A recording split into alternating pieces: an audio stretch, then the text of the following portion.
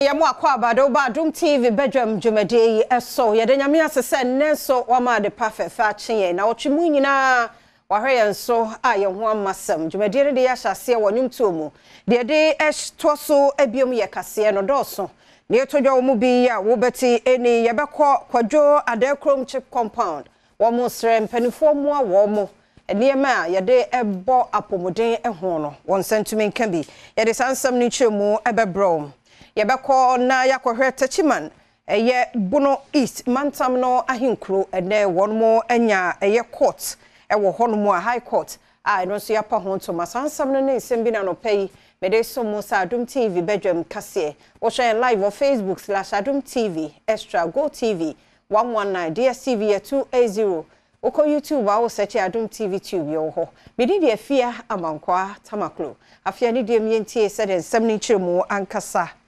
etie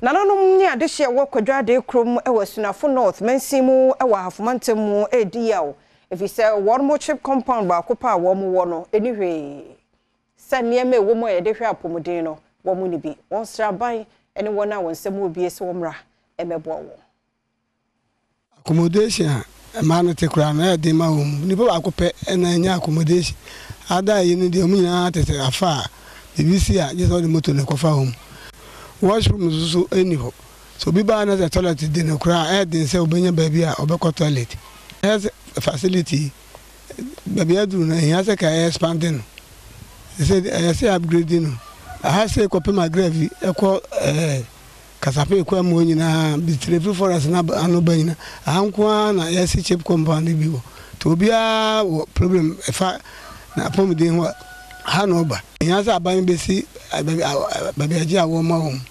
Zentimi nkoje awo midwife dem. Said the ekoso wa hanu. Momode no mesi baby apemfo ebewu. Yankọ Bono East mantam ne mu ya wa hinkro tachiman na ne ya America say wonso mfaso wonya o mantam no ayete ye foforo mu ne se wonya high court a wode behwe sa tentene ne ebeye adwuma. On assumption of office as the Chief Justice of the Republic, Her Ladyship the Chief Justice pledged to work tirelessly with all relevant stakeholders in making access to justice less expensive. Thus, following the foundations laid by her predecessors, Her Ladyship is poised in seeing to the completion and operationalization of court facilities across the country. Municipal Chief Executive Awo Empatimo Benjamin Yaujakon enso editu dwa se court e yade ebeboa amantentini ewunsema konenim. The edifice we see here today is more than just a physical structure. It is a beacon of light in the darkness times and a symbol of hope for those wrongly accused. It is here that the weak and vulnerable will find solace, the oppressed will find their voices, and the marginalized will find justice. It has not been built to try and prosecute. Sika ni asam basic school ewonzma East Mensino emu atoya mantemu na naniema edimu ma school gina na naso won won ne bi se nkonwa school adan no an niema bibre wo ho a etosini wo munti wafa Adom TV so editom panifo anim wona wo bi ani aban se wo mra emeboa wo so na enu enti eya inso na ta esoso ha se enti se omotimi beboa yan a ye ni beje pa teachers for omochire enkura na de no omusa enkura no so do na edoso yes na ban say obepe teachers bi e de abeka omo a omo ha se no sebeye na wo hawo adusuafo hia e wo sukuu ne mu no obetimi ateso ama wo munti enzema East Mensino Assembly akotwa nwoma mu a wo kwa akosi dankora ensie sukuu dan ama adusuafo wo hwekwan se osome 90 no betimi awie sukuu dan yi na menu ya yeroho pa se school dan a mofra eko school primary what different na de bia obepon school ade be chena one awa isisi ha doso na no onye dan papa oye net dan wa chechi ansunsunto ansunto ko empa oye won mofra no entimi ba school entimi switch me ma me kato na mafiku de omboa na yenku regional minister na yɛhwɛ so betuma aboa ma yɛnya school dan bi ɛwɔ ha ampa yɛtu anamon akɔɔyɛ na renam sɛ so etie na asopam de me ka sɛ wa aboa ama yɛnya 6 classroom block office ka ho storeroom ka ho na staff Adom TV Badwam kase na oguso ehwe no na yento so yeguso ye schools no emu ensem na Roman Catholic and Presbyterian Basic School ye no watchra and Sunyani West bensinu mu nso wo mo ewo haw pa ewo wo school no emu nti won mo ekire se edan ne tebia no enye na kwofo wuramu tutu wura ne fingu ho ti we de wo sre aban won ewo bie emra hom emeboa sa school yi mienu Science school no ko no mfimfini nti ha aye kwan obi atimi wura school mu bre bia opɛ ba le kire ekoso ne saa ne ma na yade a emua adusua nti a major challenge pa obi a ohwem bia besre so betima ya adoma na oba kire ha omomwa ye na yintimi nto wall emfa school no science school no ye mo ho ban nti obi atimi wura ha eye ne a opɛ binim timi de ne ma etoto basabasa obi kura timi eba bija ne nanu aba beto egu school ma obi wura kura timi gya no school ma kwan fa so a emwa ye dusua no se o kira de na cars etwam moto etwam enwan ewurawura ha na suni ni pe etwam no ha ye nti emwa mankra no enya concentration. Founder Emma Sir Chris Foundation enso editudwa ohawa school no enamu aida na koma so beboa enti ye de tie ni se ye be se ye boa students no encourage omo ko bi wo kra na o so on twere o school be oni book oni pen a de be twere bet odi we manual e be encourage no da ne ba ne binum ya mametu binum ntino omo mama no o mbeduru a na o mu se binum anya school bags na ye be ye crash se ne won next time one ma ye church de bi si a so nyede wunya bi enti enu ntina ba ye mu se etimi ye den etimi ya de kese sei enfama aseye ya won hwe Western Housing eso eguso ebo won hu modern pa se be ya won agencies ahodo won won ye adwuma no obekọ won honsra no won hu se nyuma won mo ye no enam ne kwan so ebi ena osofo abedi a kire ya won hwe Western Housing so Prince Hamid ama ya wo yemra hwebedwani won so ankasa etu no hu esi wo bo apro akomiamia ahodo won ne won ye adwuma ehwe se de nyuma no etie emu haw ene kwan won befa so abo Adom TV kase etwase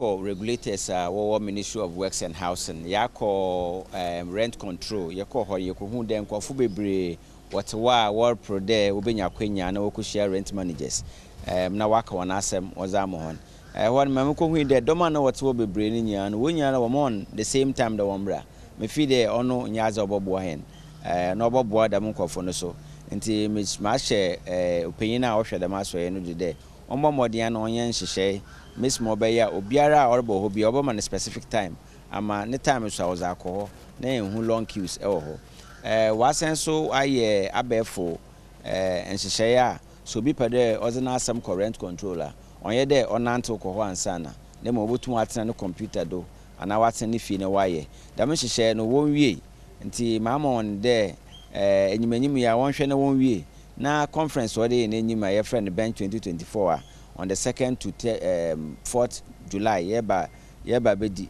nedi no ye wie dem conference na ra yebaba na yakwakwa launch yebo mpede enye vice president order ye can digitalization odi enim odi akoti wo mpa ye ze ne bako na Executive Prostate and Herbal Center ye bie ano enrada wo Madina Estate ya OPD ene dispensary consulting rooms ene ultramodern laboratory nyina so eka ho Penny Kwantrefo eda eye prostate Executive Prostate and Herbal Center no ye Dr. Nuti Fafatechi oni Adom kase di nkomo no wachre emfaso de ene sede wode insiyo ene opepa ebesoma de hye ewapomdimo.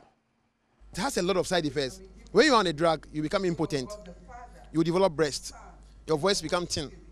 Prolonged usage of the orthodox, the white man's drug.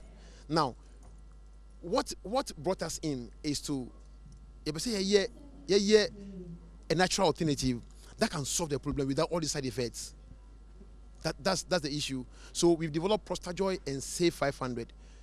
When you combine them perfectly, you combine it, you'll be able to treat the prostate, reduce the size of the prostate, shrink it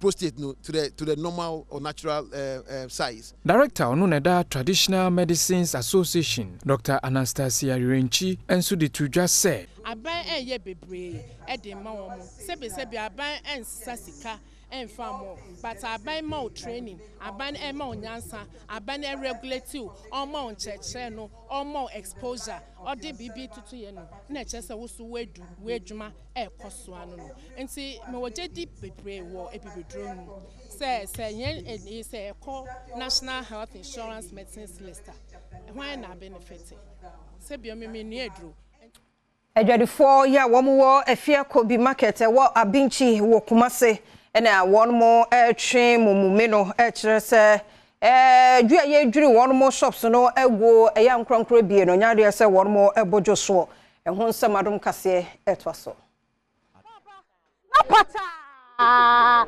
pata woman is structure na wo ho na eye say na anonu wo anonu so anonu ye nya ni say na say enmu kakane ye twa yenya no she to wana dabi wana the way see wana we what war we say wana we emu ewura wana ututu wa fele no what to task papa wana uchimu wana udi umita bomb wana do bibia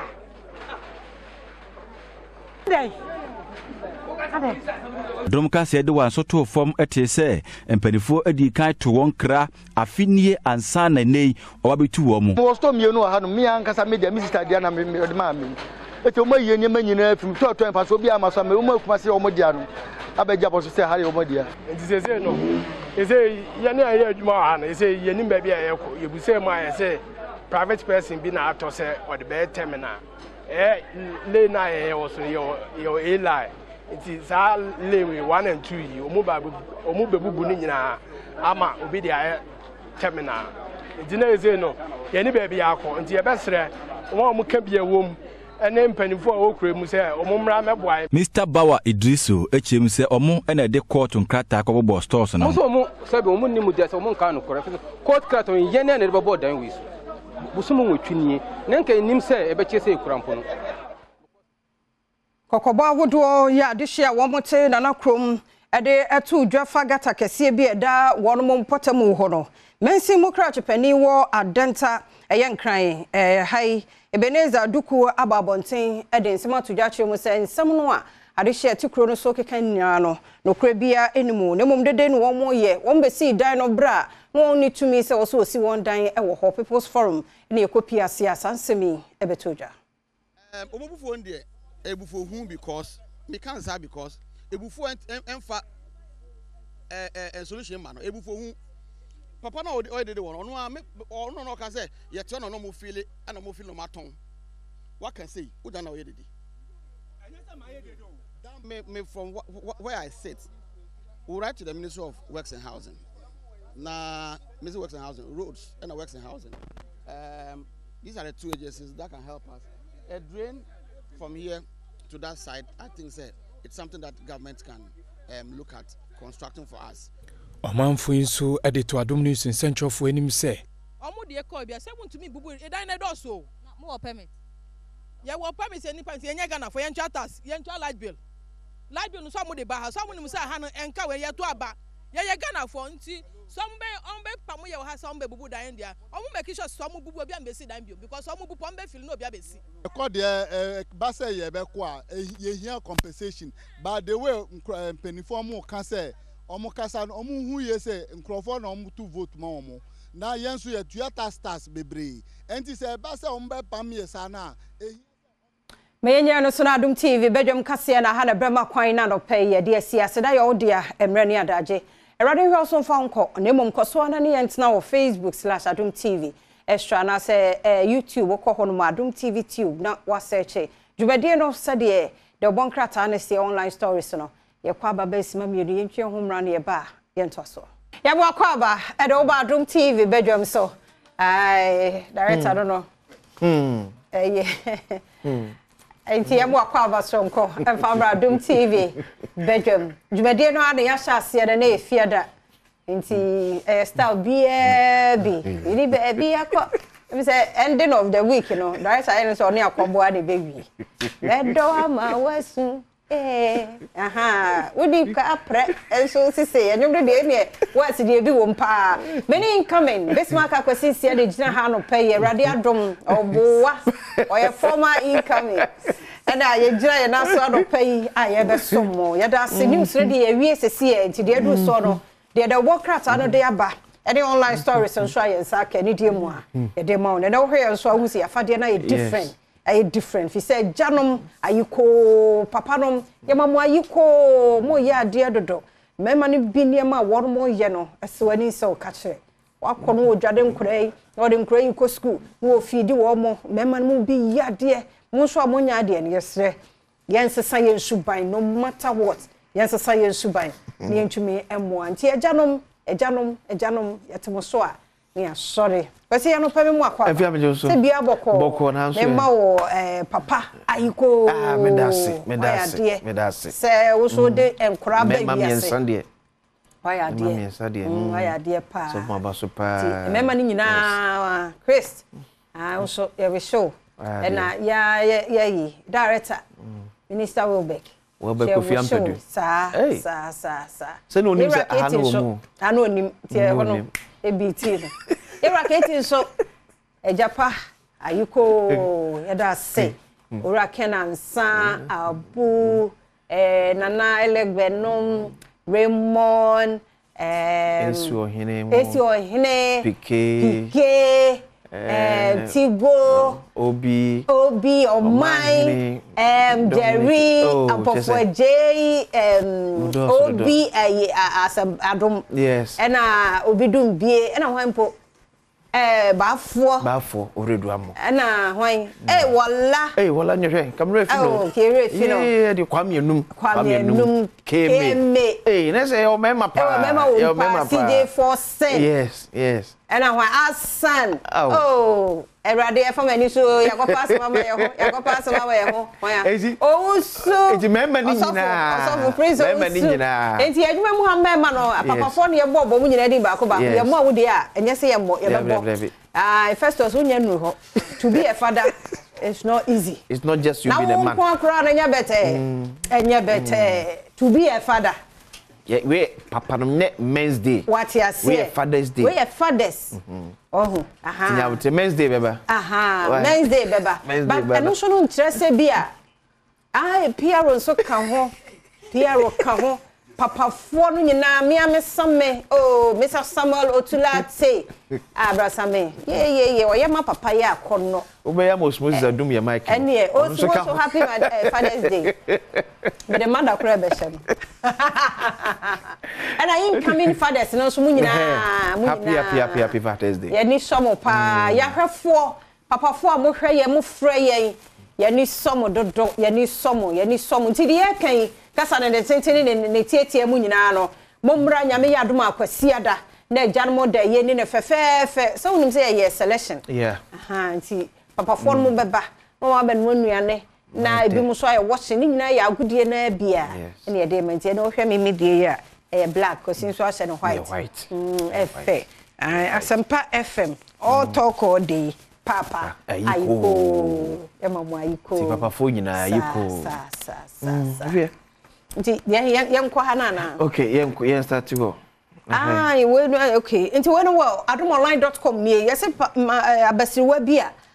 Wo yare yakogya no ato ba bia me na wuo kura. Se wo nya wuo kura because de me hu no statement ba ko de na say ya abandon keke but oba ha no modia minim how our family no omo wo he anyini do ni mpani fie so hwade a enu so asem wi na makai enura asem se si wo e say la pass na sa chimota kwan ne so enu na si enu anwure lady bi na so drive enu na call off wow eti mo say guy bi na twa the car no number ebe to Facebook say we busunen mem so ne ko amasaman Government Hospital ni amfana kwa chimota me okay who's a me catch motor here because of the stretch yeah no nim area so say no call amasaman Government Hospital to day oh me refi crank ye picture and to see here we twa car no and this a Kia Sportage yeah sure say ba na o mahu no the number to say busuafo no say wonim so busuani ni so call off or driving Ojinai. Na me say bi si wo abeka ha inside. O so sa white car bi. Yeah. Eno so on say na traffic na che light aso. Na mo gina wo. Afi aso na e wo so mo movie aka ne movie. Bo aben obi amfi. Na mo bi na so mo ko na ne ti eda stia no eso. Ye ready hu ye mo bo. Madam for be so fia koto fuo. Fuo tenant na bu fuo na wi okogini sikoko ya wo. Ye ready. Mi mo bo. So, we are here hu ye. We are here hu ye pa. Pressure na no dey. System na no dey o. Yen check it. Kwasi. Yen adwendwene bi wo afia. Ba pressure wo mo. Yes, if dwendwene bibie no abeka ho. E no kre, enwa. Na me di nkomo bi na me aya na e marehu bebre. Ya na se me wo adaka makran ka me so ade mai. Ememe bre. Mo bre. Abrabo na hwe binom panifo. Yes, Ramunyama system no and to turn up kwan so be wo bia. Ebi mo ye adwuma pan so entua woka. Ade ebe chi obe soro obe kwa ba. Onfa bi nkofie so ode bia fa card aba obedidi. Nti sai ne ebe ye no. Yesre. Mo mia moa. Ba me kan ni say so no. Mia so me experience bi. Ennefo no bi no e ni hafo. E ya kwadworo. Waboa no kra no. Aya ne say e wo duty wo responsibility say so ye man. Enti kakra na de ama no o invest. Oye ya no de di preman na sa. Ye ni no kra so afia. Ye ni no kra. Enama papa ya asa. Asa kra. Yes. Bo si abokra de atwam. Obi amfa ye asa. Nipa nka no kra. Obo nipa no sa de bone etuawoka. Yesre. Ti nipa hu se ni nya ho kire nipa. Enso ko boane. O kina sem. Eni eninka ye. No so. Eninka ye fia. No so. Efia boa me afimu nyina edu December nko anu ama me mu a. Efia nipa bone ni. Iti sa December mo na wan fama me no. Meto enu am obi ate. But from January to November no ayama me no. Obi enu awate. Nipa nya ye. Mo ya mo aboa ye ho. Obi ye bibi ma wada na se. Mani hu sa de na wa ye no wani so se hwa se so.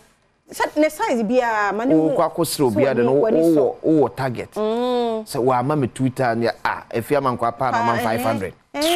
Na manyem. O kwa kosra de no. O do target na nam. So anya no amount what no ho ya wo. Because one so one responsibility. Right. We live your life according to your means. Na mum nya high class living no.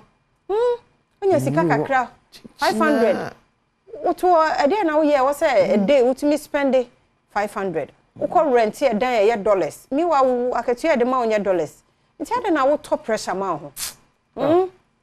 And show be on Facebook and social media so any view life. Sure. Media for no me ade wo mo aba top pressure huna ma ho. Onya bibia na ye no pocket money.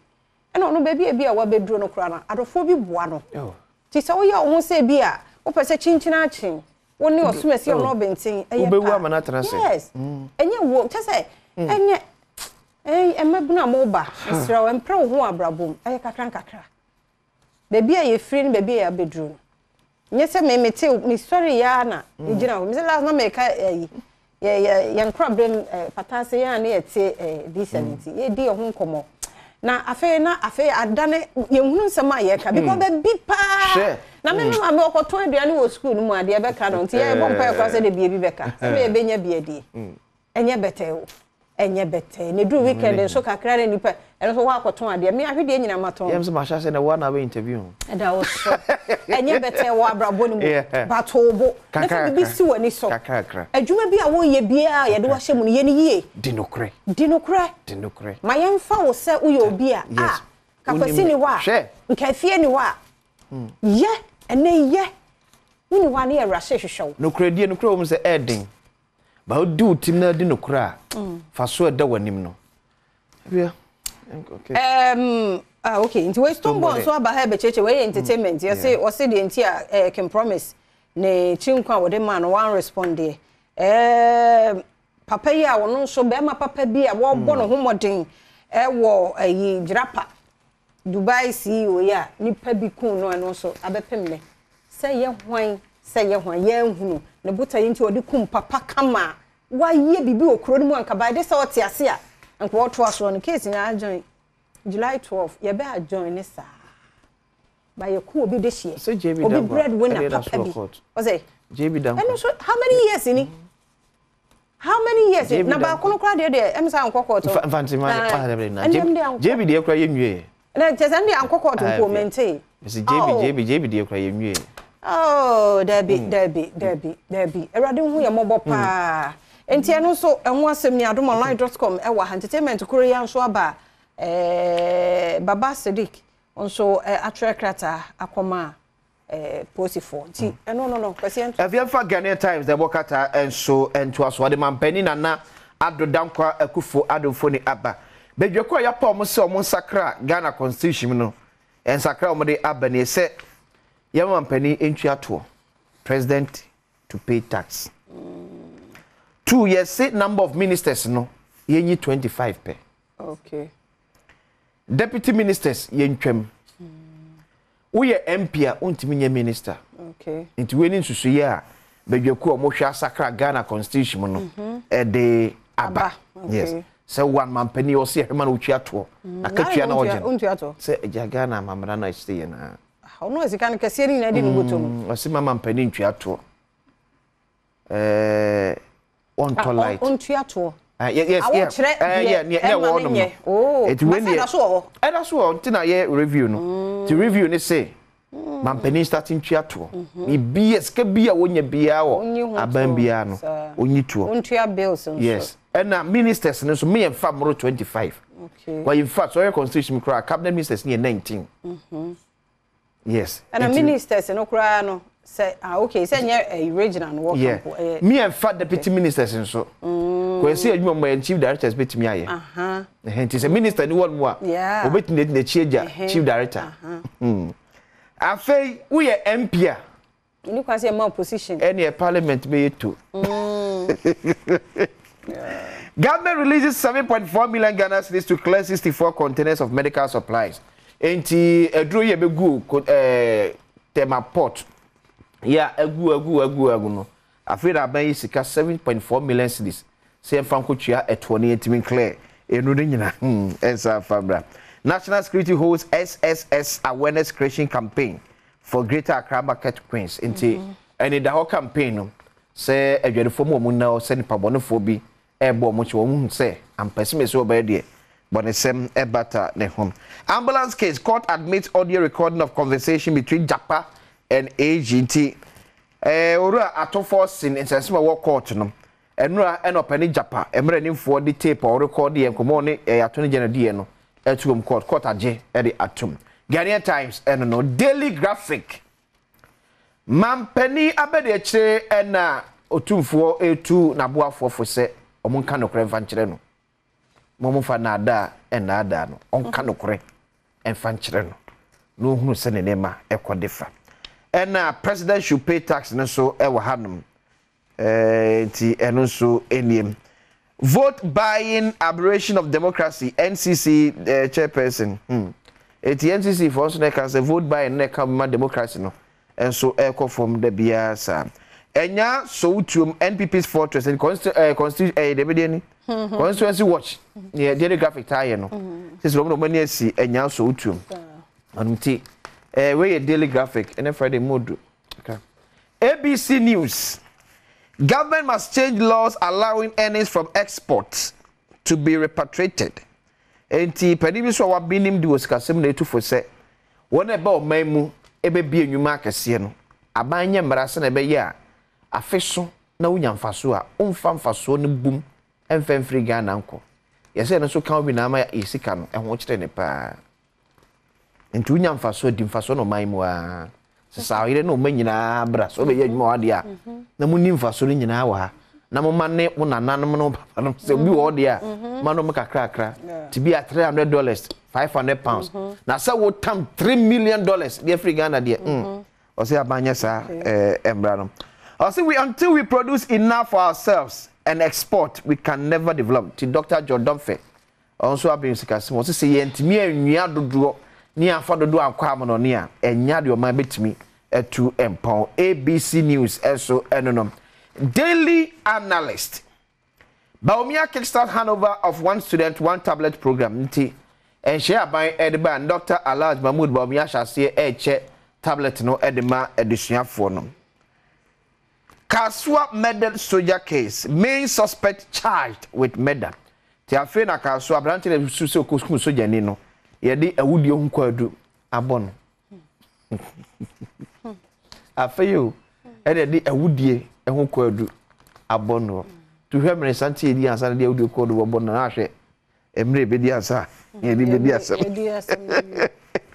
Ablakwa secures police permit for hands off our hotels demonstration so ba demonstration etia amanyofo a airto guard aban hotel bi te senate de no eduanya police for to me krata say afobet me ahye demonstration no ase daily analyst and so no na dem di ewie kura daily guide.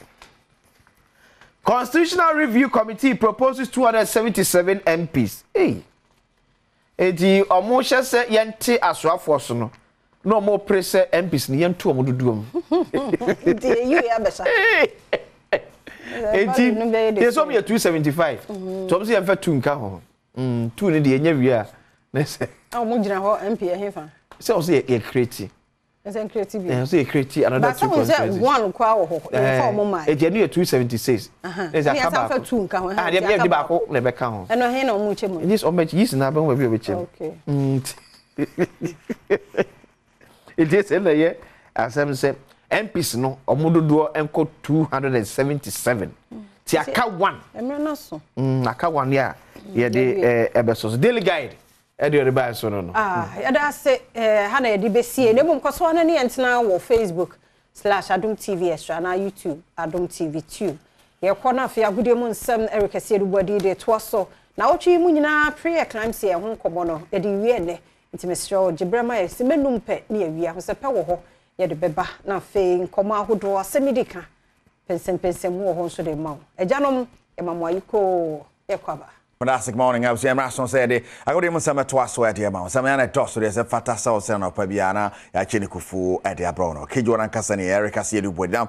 You better send 7 cents pass. So that moment, Morta Guinness. I want to see a conconsa Morta Guinness. I can't show no matter the occasion. Morta Guinness. That's we use to a year wedding naming ceremony. And as we call them, we have a sarau. Fia man a mortar. A mood on San Casecoto. Ay animal pizza in a man. So, see, Morta Guinness there, come upon there. Now, you better 7 cents pass to the fee Euro 2024. And then, Chassis, Germany and Scotland, and a day Bonnie. Germany, a host nation, and of course, has an be the Euros. Now, Yasha, Euphoria, and Bibia, and so at the Acco. Now, the rest of the fixtures over the weekend, after I say, Germany at here, no other games to super cost this weekend. Send the fixtures no AC at here. Well, yeah, screen so there is Spain, amongst Jinakono, and Yasam get to Akrati. But I fixtures now. This weekend fixtures no na Yehusan is here. And Hungary and Switzerland. Now for Spain and Croatia in Group B, while Italy and Albania. Now for Poland and Netherlands, so they are winning on Sunday. Group C, Slovenia and Denmark. And for Serbia and England for opening game. Basso enya sam keto akwa no yakwasieda so kwasieda 3 games there Basso Sanso na Ochena so 3 games etika channel so sa fama me we ene sane Euros no fixtures no so ese now yanko match 34 of the Ghanaian Premier League na sane city penultimate round and hanamo na yewie bibia has person colleague in my so ne Bechem United we tell Sabefa now the coronation ebekoso was Samna boy Summertex and agent mo de enya sam keto akra so Bechem United also folk consider na for so Jabwa Park and final push I'm running crap yana beche. I know you can see that's Legon City's the Gold Stars matches in Baswa at 3 p.m. Asante Kotoko ne bofo and the PM so Olympics the RTU for no so muniska on Bababori and the only game the seven Baswa say match from running crap yana beche instructor man Nations FC Omona de Bebuenina finish the Bricum Chelsea Heart of Lions Media Mane Carella for relegation no anwen esen hwamo den sanso na RTU and a fish no Olympics nti has of focus so te one corner Summertex and a Lions na coronation basso kwasieda I was Samana Boy into Beko Pimona, the BPM and the 17 so they brought Dreams FC and the Adriana Stars and so on at the Bonnie or the Theater of Dreams in the 3 p.m. Kwasieda, like I said, don't want to but ahead of the games, you know, League Fishers no nasa poker table no see at here ahead of the last games of the season. Summer test 58 points, possibly the 3 points that carry on there. Natchez and Kia primary school 58, 59, 60, 61. Next or the AJ, 50, 59, 60, 61 points, possibly over to media league. You know, so one team here now bought drive 59. Or lose so 58 now the budget Sansa Lions win Kranwa 54 on to me Emma Majili guarantee summer test are champions they can declare mo weekend in the cup nation mo Adriana Stars tosso me 50 points Adriana then what betimi tosso me no season are second on the table Become Chelsea fourth with 50 points na Mediema tosso no with 49 points Nations FC tosso nsia 49 became tosso so 48 so Tomato song or 47 Asane Kotokoto song 46 Bibiani Gold Stars of 46 now if it Dream FC your tosso do bako eko see your tosso do ngotwe obi abetumi akọ relegation atene mu oden papa Dreams there I say they ka dan no sene oche RTU no mo no ntina say on dey wo ya fa ne ho adi kakra ne but Heart of Lions na yi Lagos City na yi Kerala na yi House of Folk na yi chese wo ase ofo ne RTU crowd da yi frefre no but for na fish no Olympics na that red zone but if it Dreams FC banyina no e fa Heart of Lions crowd ba no because Dreams one RTU na but RTU so na acquire something which is there so Dreams yanka say Dreams there afade amana na ade pacho Malta Guinness I'm going to see a conquano pay against some dear bro Malta Guinness. Malta Guinness yet sorry. But bia no matter the occasion, no matter the away Malta Guinness, I said Basie na asie a de. And also who asked some now young cock songo steak and pay songo steak countryman songo Johnny over Zoom. Now what they am my sheshan of presence and they say can't worship my man, Mr. Patrick Osage, my countryman songo, fantastic morning and Diana de Maya or songo steak mo. Yeah, a local league, you know, fantastic morning. Look, Ghana local league, you know. I mean, paying for everything. To me, ama almost share said the Pija local league, you know. Almost share a bit my Pija local league, you know. More she share be or making sure say the local league, you know, more Pijana, I am more professional. Our talent improvement. So we have to be able to have a fantastic local league. You bet me, players who mobile the various national teams, you know, even to the extent of Black Stars. I mean, you've been fantastic talent. Local boys are almost a bit many foreign based players in the compete. I'm a Black Stars. I very competitive. I a winning team. We will need some local league, you know, so more plans be demanded because local league, you know, you're both professional league, but you're professional. And bad pitches, maybe a ball, even coverage, officiating, very bad. And there are a lot of talk, negative surrounding results. Far local football. And football people should be very careful. No more to me.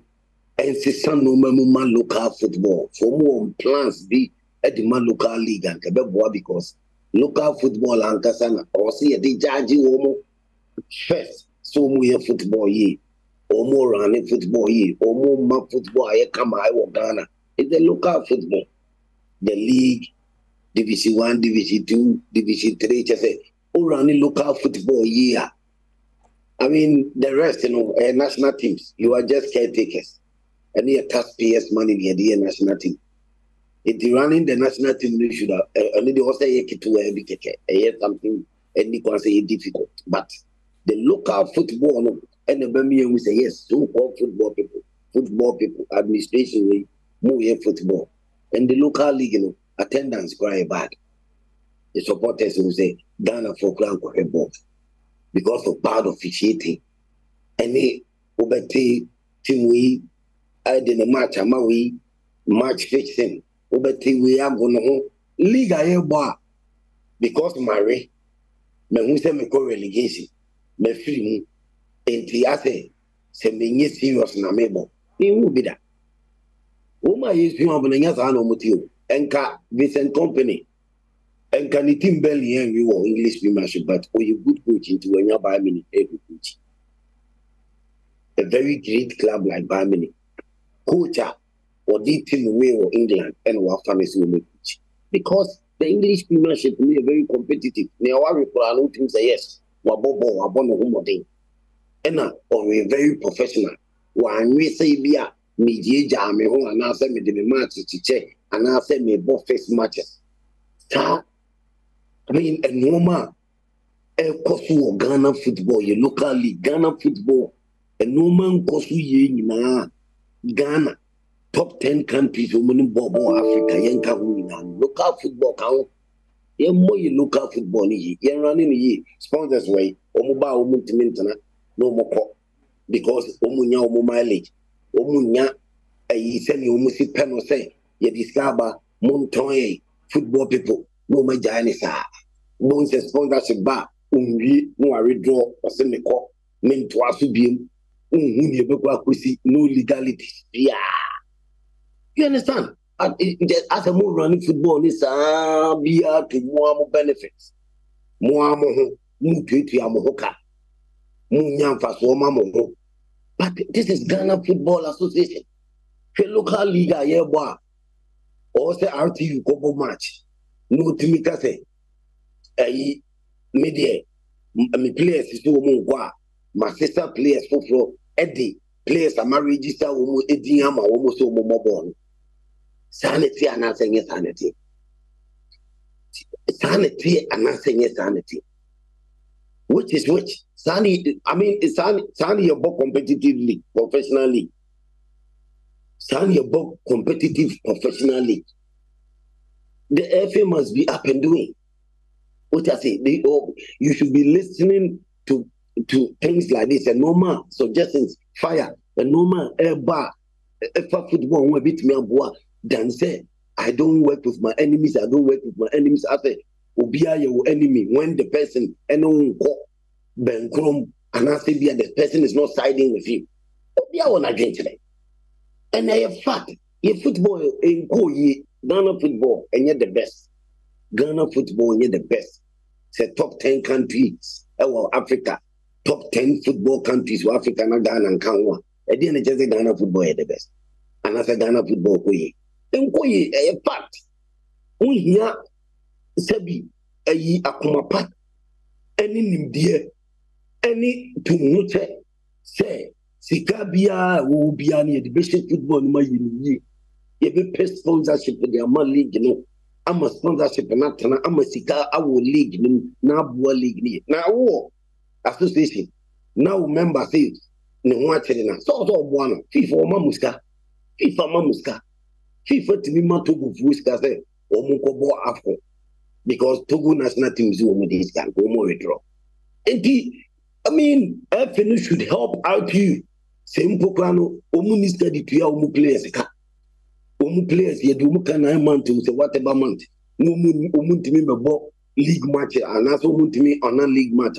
What's it me a Piscabo RTU as a club because Omoka association no but Emma scoreline by 8-1 then Obia reading meanings into it. Say scoreline here papa, say scoreline in your papa, say your match fixing, say your match fixing. I mean professional league burn you bunny say. Professional league burn you running the thing. Football people should be up and doing. Now your football no performer now from they seem who said they are doing well, the Omo football. But I mean local league ain't mean first come back. Local league emu players in more blasters. Any GD confidence more blasters in the various national team. Local league emu coaches yen need GDS will make me coaching blasters, but your trainer scout who is coaching blaster. Your both local league of Ghana, you could have coaches a kukudama umudi. You need confidence will make me coaching blasters, but a trainer scout is coaching blasters. It also more local football yema sika sponsors them. Now a very professional, very competitive officiating this coverage. Send you see local league, you know, cameras play deep and send you see local league pitch. It's just a office. I mean, there should be so more plans. The Madonna football local league. Right, thank you. Kaduma Songo. When it sounds like this, we are a Japan eba. Thank you for this morning. Songo's taking the bread and I'll pay. And I'll touch it on the Ghanaian Premier League. Yeah, heard the last games Nebesia Konya with me. Our studio and I'll pay. Nima beto screen is running for new face, and of course, Ghana for Fenepa. I had man Haiti Powers and the Banana Haiti Powers for the first time in the promotion in partnership with Mr. Daniel Kufia. We see I'm on the podcast here, partner, Baswanya, some Ketra crowd, but I see Kumajin Quanum, and Yamana Mecca, Penifumi, you know, I had them on the chain what is happening or the Buku boxing arena. We are from Mamakwaba. Thank you. Good. And Powers are now very cheap, every ama but who say belt ticket out? Media Maccabi, but one got someone Subium, Diana Ecoso. You come on the 29th of this month. 29th June. 29th June. Yeah, the boxing bout Kessie, Bregana for or Bukum boxing arena. Now, or more main bout near. Ernest Akushi, popularly known as Baobali, only soldier boxer, Elvis Ahoga. Right, and now I IT Paris promotion, yeah, IT Paris na money promotion organize about, sir. Wow. Now, apart from Omono, other boxers Benson and Bekwanda cards. Okay, apart from Omono, we have Freezy McBones. Okay. Oni Ibrahim Labaran. We also have the return of Jatabi. Jatabi has been out of the game for some time now, but he's coming back massively. Wow. Aside that, we have other boxers like Michael Aban, we have Eric Colley, Daniel Otu, name them. Apart from the main bout, yes, I were 8 other bouts. What my call Powers so briefly. Powers and Crawford train watch it. Where the na chesa na fina do promotions aba. You say promotion so be no enye easy say who now dream before ubeba enye say who dream no na ubeba say no side you can't do it so you have to think then when you come for good.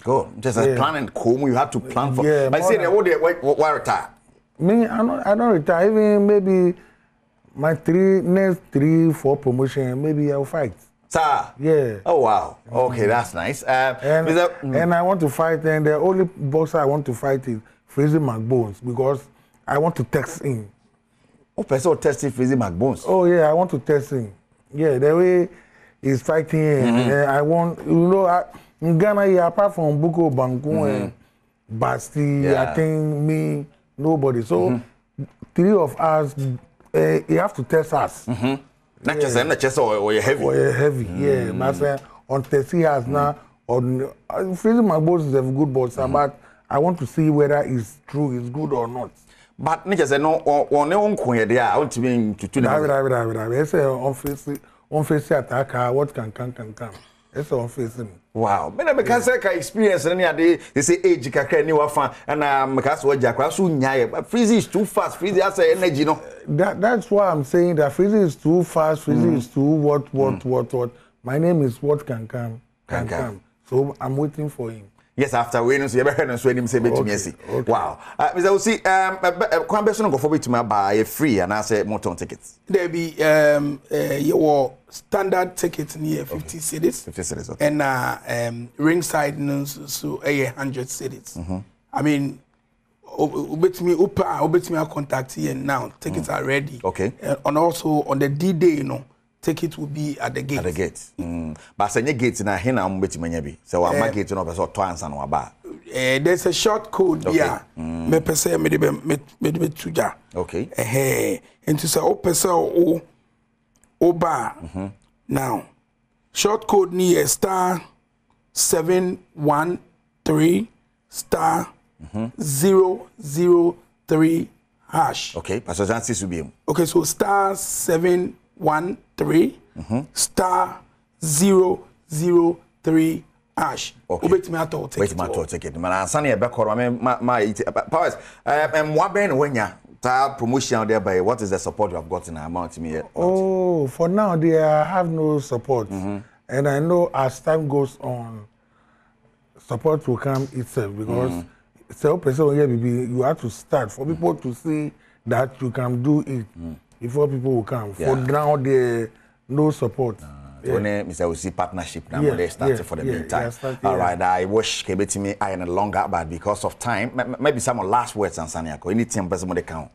Well, the catch the general public ni so munyina omumra because fight a fight be a more shipper and for the past 2 years these 2 boxes on my challenge and promoters are trying some more fight no but omuntumi by 80 powers boxing promotion yet me aye into 29 will be amra mumrantem na mumbe enjoy because musicians so sad attractions yes. Wow. Right. I know the Ekosaite Powers promotions, but your title next camera ne mami. Yes, we national super middleweight belt. National super middleweight belt. Yes. Okay. The one who will take this title, we are going to prepare the person for the world because we have no world champion. Okay. So these are about no Achiagbeshi. Ping. If you know you are strong, come and fight. But yes. That's all. Ping. But I'm who's a money good fellow now. Money no partnership. Yes, of course. Game TV. Oh, okay. One TV network. Almost support to you. Okay. In fact, when we started this thing, and of course, they've been of good help. Okay. Till now. Oh wow. You better say IT Powers promotions and you know I am free and in Chimo Bukum Boxing Arena on the 29th of June. Kwama Why Fair. Say no what. No, my mother IT Powers. Or baby items of my son bite now. Madam Asamo Johnny, I was here, so I say Morta Guinness can one of payna, and I can see Braille or bedroom. So, Kiju and Cassani, Erica see anybody. Go so her bedroom. Medidia fear amankwa tamaklo. Na wochi mu nkoma ye medde. Medidi ye se onso ayode. Bra ye sua di pre-eclampsia. Emphasize dama endpoints homeopathy clinic. Ene ne nya adwuma. Yare nko ade a yenko ho wabotre se edwumafo no so wabotre. Enu ti no se scan no mema no prostate no ye be ma no de. Wo ya ma free. Wo lab na obetua. Ema no so anya yemu. Nti mesro ba na infections how. Ana opeso wo hwe se de wawudi no motie yare bia animu a Bray, no check him out free. And AM point and Casa 0244 867068. O friend is here over Joso. Omuye Juma Juada, de Cosime Mendano pa, no sia de Cosia Numeron son, into Koha, Omoho, Umbeho Kama. And when you are Betty also answer, now she yet dim come more, and ne, ye show complication. Ye abobo sui who been where you were ni o norma, many no pum, a pomne deme, hinty honsem, or one more quaba. Yeah. That's it. Now what you near the Komo be to the Eki in some your pim for na man pemwa, and you should see me tia me ya mania a honson sonnet to say. You can't pray clams the piano my emotion because Yamia G. Na I did back also baby who say, and ye any just say, obey qua was so.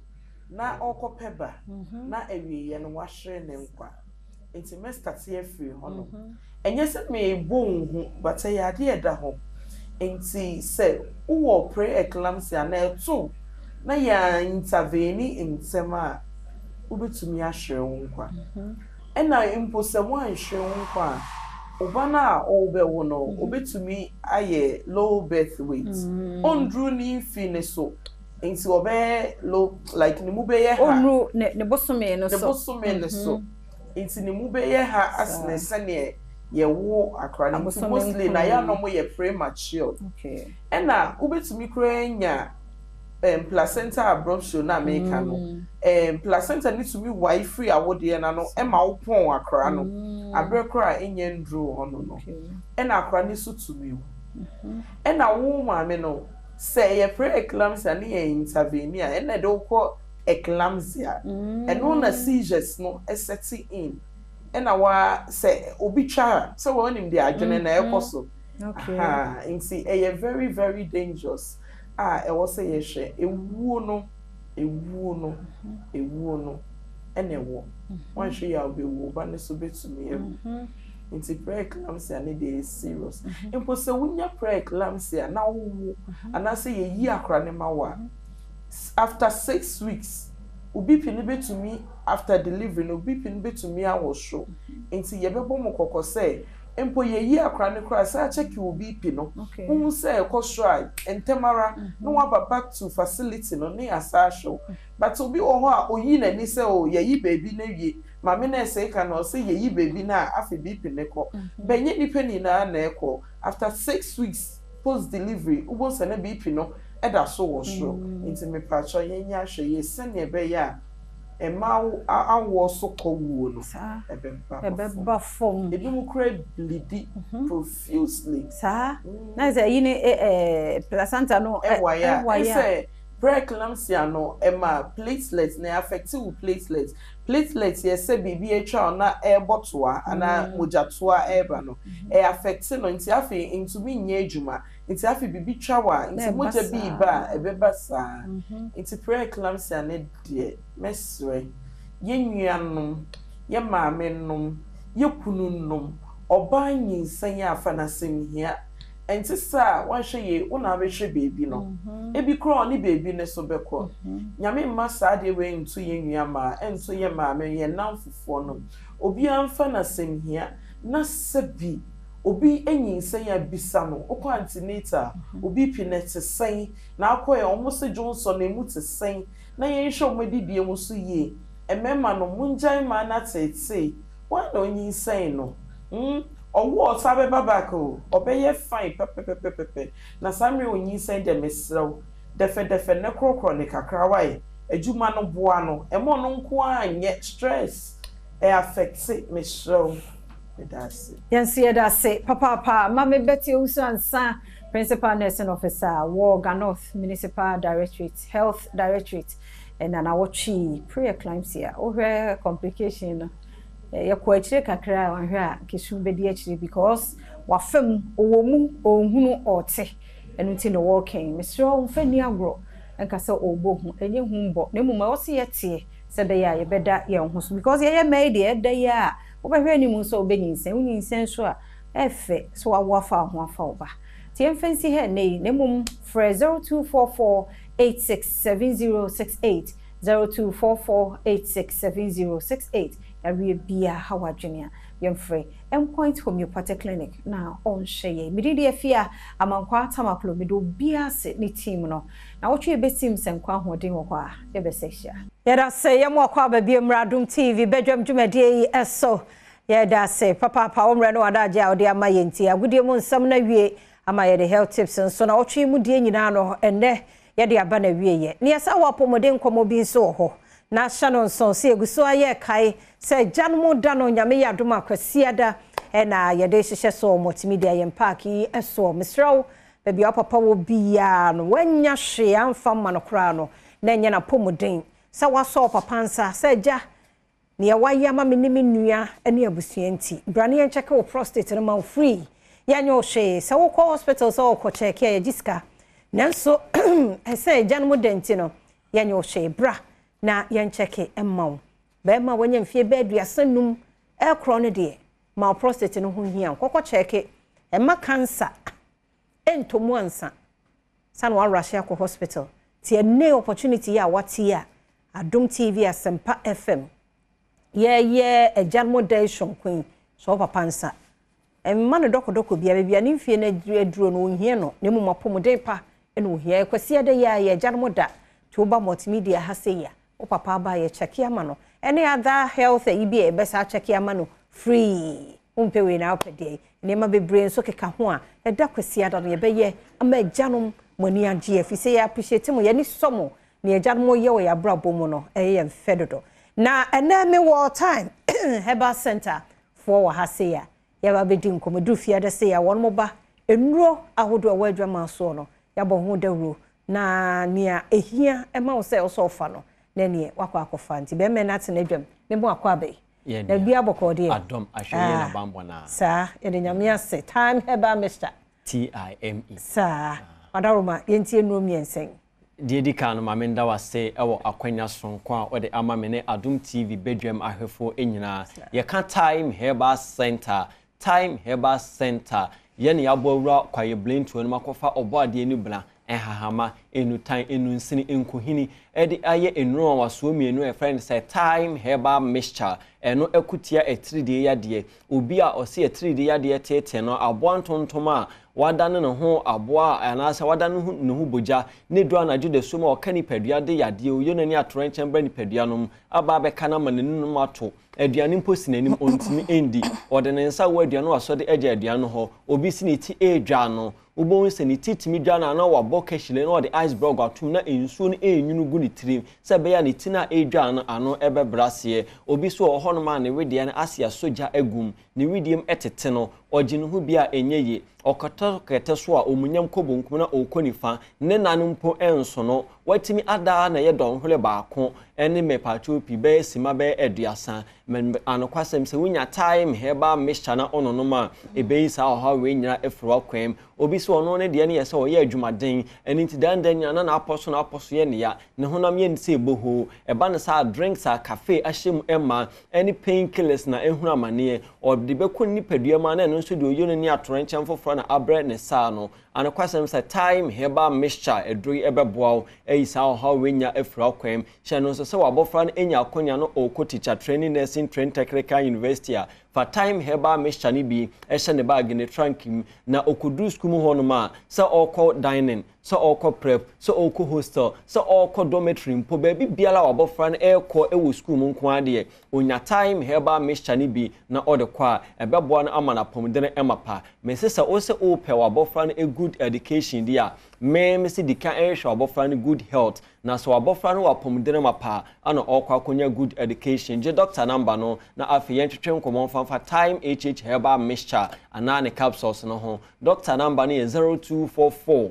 417 669 0244 417 669 0244 41 76 69 obebi sa say Time Herbal Mixture anane capsules no ede be adwuma kora ana edie anokwasem se edro we se na waye no ho prekese jama edu ofiti koti ana no ho age afiefiem edro we no waye no ho Paula Armantems osene edikanfo edro we se na unya bi ekọ ni padua ma enkomo anatie enkomo na ewo ni padua no mu onyankopon de gu ni padua se enkuntie yade emo ni padua no ho ban emfiri yade oyenani atorenchem ho no onyankopon nim de ni nyansa mu onim se obo ni ped no na afi ye ba tia se fasa aseso aba bi didie na ya ba benum na yede ya oyunani atorenchem bebe ni padua no so eni nti oye enkomo abigu ni padua no ma nka me de ba yo man Ghana mu ha na se wias mu ha o mu ayo mu ha sojafo se obi anim se oman a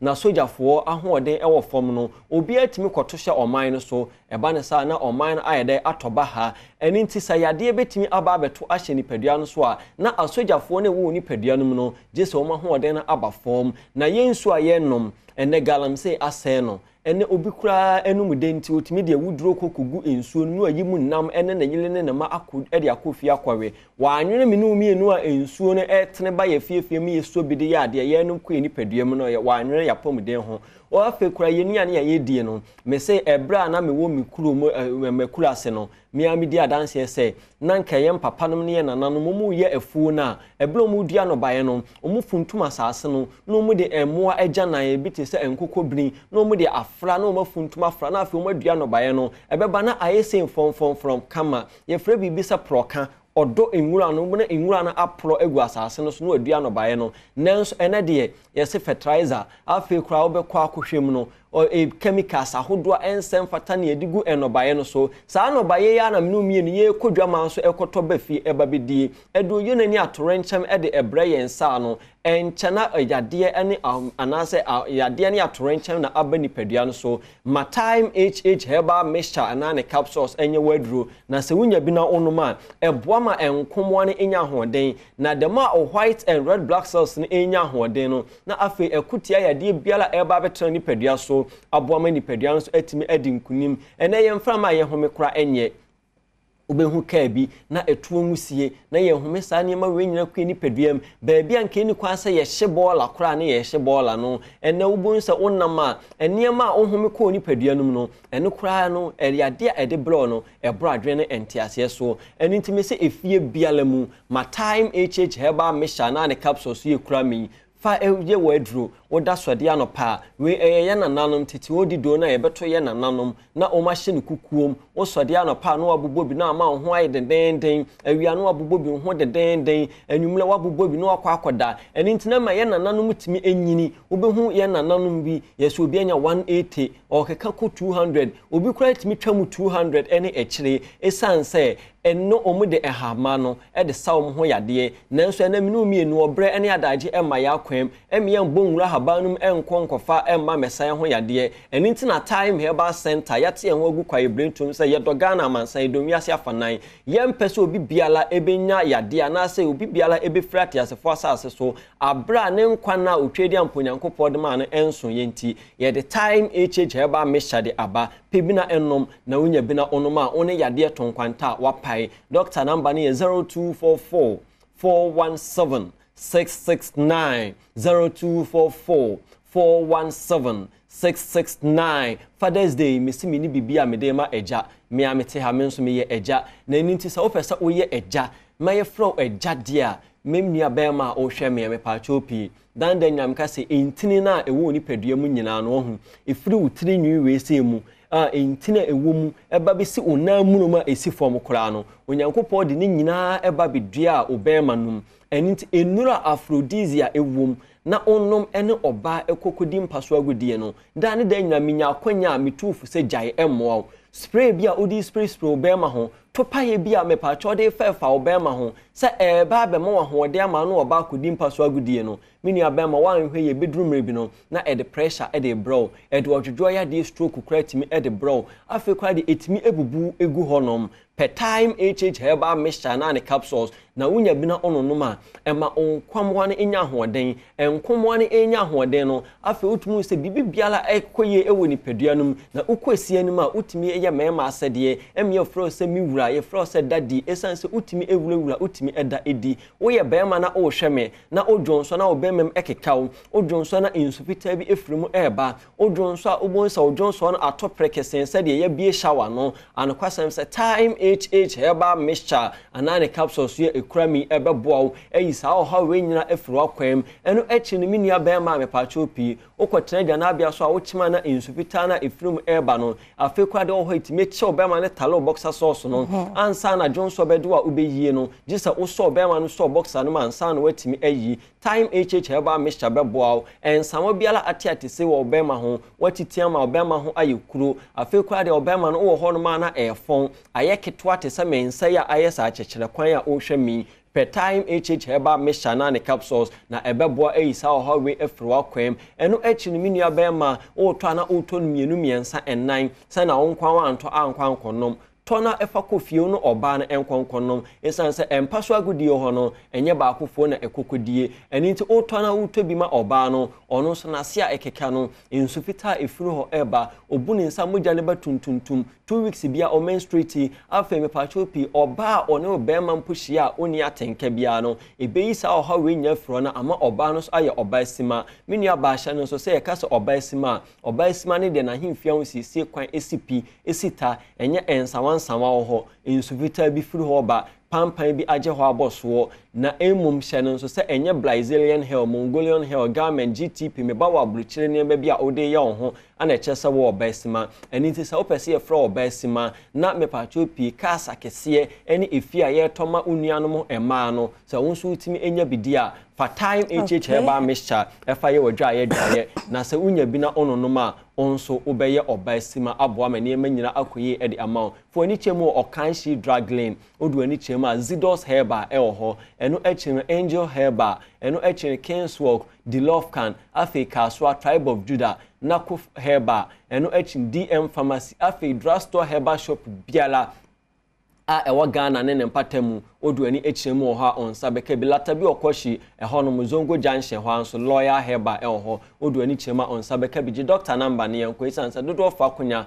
ba akofo ntra so nche anoma chedua so a ogebo odidi na obeme ya enye nkontomo a obetwa na chesa obeme eduro bejewa eye time heba mixture time heba mixture pebina enom doctor number ne 0244 417 669 0244 417 669 Sister Fia emekoi birthday baako ene ya me am co-worker amene no wadwuma mu or one of our PROs your friend Abigail Abigail wo kumase ene eyo wawoda mame fa sa kwanya we sie so na menka se me ma happy birthday so kokoro twedi amponyankopon onsha na onye wakoma so ade nyina emfama meda obi biara ase yeda ase yanso yeda ase nti time heba center na yete won kanu no kone kopa odie na nso no na mu awo apomodin emo Alhaji Heba Center for Remu de na say weekend no ebe dampa apomodin pa e beba wakwan mu nti said ye di kind dada no fache me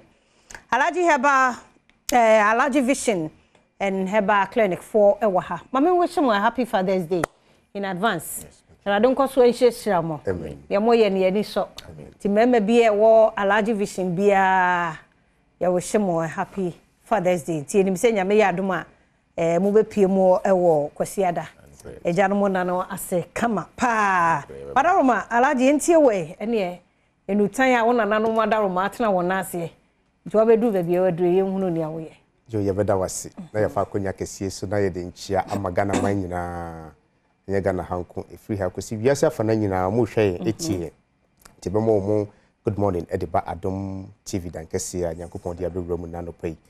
Ebia na obi ahwe me hada obi so hu mi da the first time a obehwe me ni enti onim ba bia me free me den a obo am giso no Herbal and Traditional Dr. Alhaj Ahama Idris opanyi kwanche for me nam da Alhaji Vision Herbal Clinic and Spiritual Center aye wo Accra kokomlemle Adom TV kase ya kasamu yachi ene yasan wo enti ma me ne papa bi tie mi na no pai bia na ohaw bi aye kwankro a edawo so a wo de achini a entumi ye den enko ebi ni manantia ye den ache omu hawo no eda so te se de yesi tia maka chem se eble bi Alhaji me se me ya branch bi a me nya adaje tame na nanom na ase emo mu tete me amamre ne amane kwan so enti ye ho no me yes spiritual checking e wo ho obi e ho hawo na e ha no no se wa nhwe anye ho kwan ansa na wa ma na duru anoma obanum nuro sa entumi ye de enko dia na ebi nim se Alhaji o hawo nantia che adopte se nim die fom wo mayi mu akuku damfo ahwe entumi enko die enti na entumi ye de enko na anu yi na sambedi minsa obi ye ho ane de na sunsumu ene ha no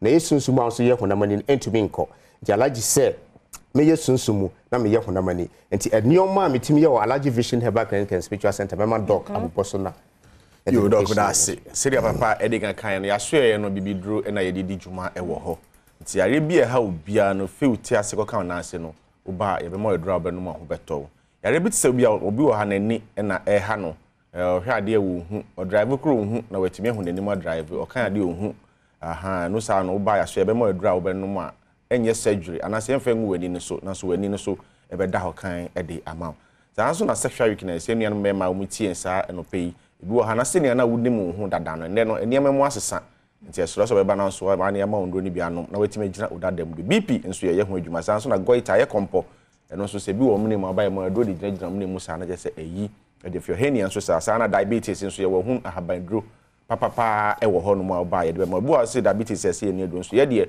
abandro ene ye de sa a ye de ma wa no ma bo nsa wo check ya na abafa fibroid se bia me nua ba bi o tie bi me ma bi tie me anope na se bia sebi ebi abeda wo ye ma me sra wo bia wo dwen ho se de obeya bi free ho e de akọ aha wo suro surgery no nso no me sra ho bra ya so ye ne ma aduro na no eno so be tiba na ne kama e de ama sa so na prostate wo tie sa me be ma bia wo dun so ho how obemma mu ya show rubber ni nyina no so ba be mo adura be no mate say ya oni ade ni nyina be jai na otimi aye free aha gonorrhea and candidiasis ni nyina ye ho adwuma wa sana menstrual pain ya ye nua man mo nsema na distil america no se bia na obi woni dia na esesa ta ma ese ba no na asesa bu anso ani dia ne ba yaw na ede ema no eno so ba ya share ya mo aduro no ma no so e be jai na ohun atimato na oba anase bemma mo pe awo amawari amopa awo ho ye mo den ye tufo se mo mienu nyina nto anamo emre aso ye mpepi ni ya na mo to anamo na mo ye no baako yenso ya so ye die mo mienu nyina mo ba na nhwemu no betimi aboa ne hu nipa ese ma na aduro ni dia na dɔɔso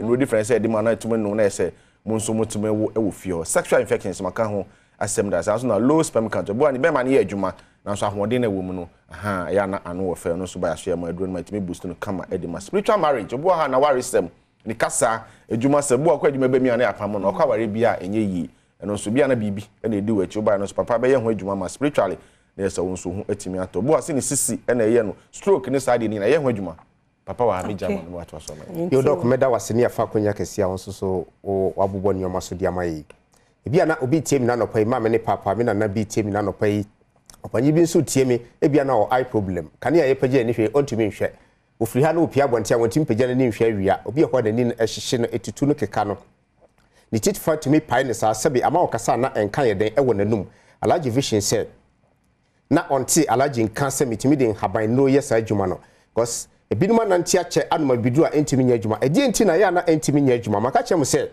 adwuma na ye no sɛbe sa adwuma we sɛ wonim fom a wontumi nye haban adwuma na ye na haban ebia wa adwuma ye den eye na before sɛ obefa haban no eye amamre ne amane ne ye defa enti na me sɛ menya adagye tam na nanom na se mo mutete me amamre ne amane kwan so enti ye bon haban din e den haban ye adwuma ɛsɛ na nanom asane yakoto afa haban no nti sɛ bia diabetes bi na hawa me sɛ mo diabetes in haban enubna enusine makoma ko 5 na maka bom ye wa type 1 type 2 obia no munuru ache etumi ye de enko enti wo ka asem bi se o mse diabetes ni adro no correct because wa no madro etumi ye de enko enti wo beka se diabetes ni adro bp ni adro but maka chem se sunsumu ye betima to diabetes amount doctor na all show no we nim die ni obehwe entumi nko ebe de ntina atumi akọ onye sunsumu adwuma ti se wo ba me hwe ho kwan bp na ya to ama wo asase bi ho ajapade bi hunti ato bp ama aso be bebre etumi hwe ohini bi ba me ho ni bp na etumi mafo mo se alaji makọ america makọ hefa etumi nko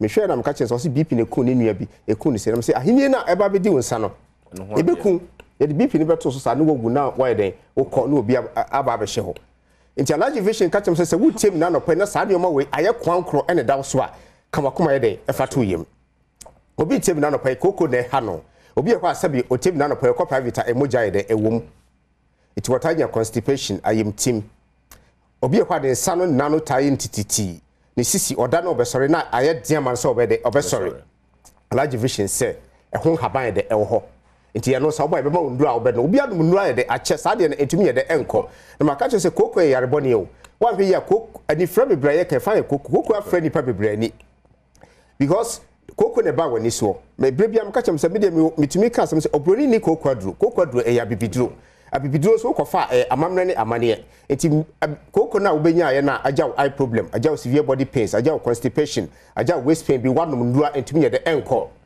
laji se edi enti na entumi enko mi koko nduro eno ye haban enubra eno sini e makoma ko 7 ana maka bom pai boy den e chechiri ntu no koko na ha wo no ebe den ebe ko obi tem na no pa ni ba no yato asode honhoma to akwala no so akwala no mu wi onom ko kin tramo wa ko school papa bi na no kwade obi ti ono odi ni maami atemo manim na se we ni oti hoyi odi ni maami atemo na office adwen pede so hoja so twedi amponya kopon bone tunsuo bedi bibi na aba ne yakoyi na ba hoja so hwan na betima didi ni maami atemo me ti o maami mani na tem da kopon so de wu free asasi so yes because adwen ye adwuma onye sa ahonhom bebredi nkwala na chi obi e ho a wo kra ne ba no kra no ba bi ode ne befa honhom bitim be wura akwala ni mu enti no na sa honhom di akwala ni yadwuma wan hwe ya bitim akasa enti akwala we mi na me wo no obi ka chem wo se alaji ye se cotton one man so we de cotton we de wa wo akwanchi pa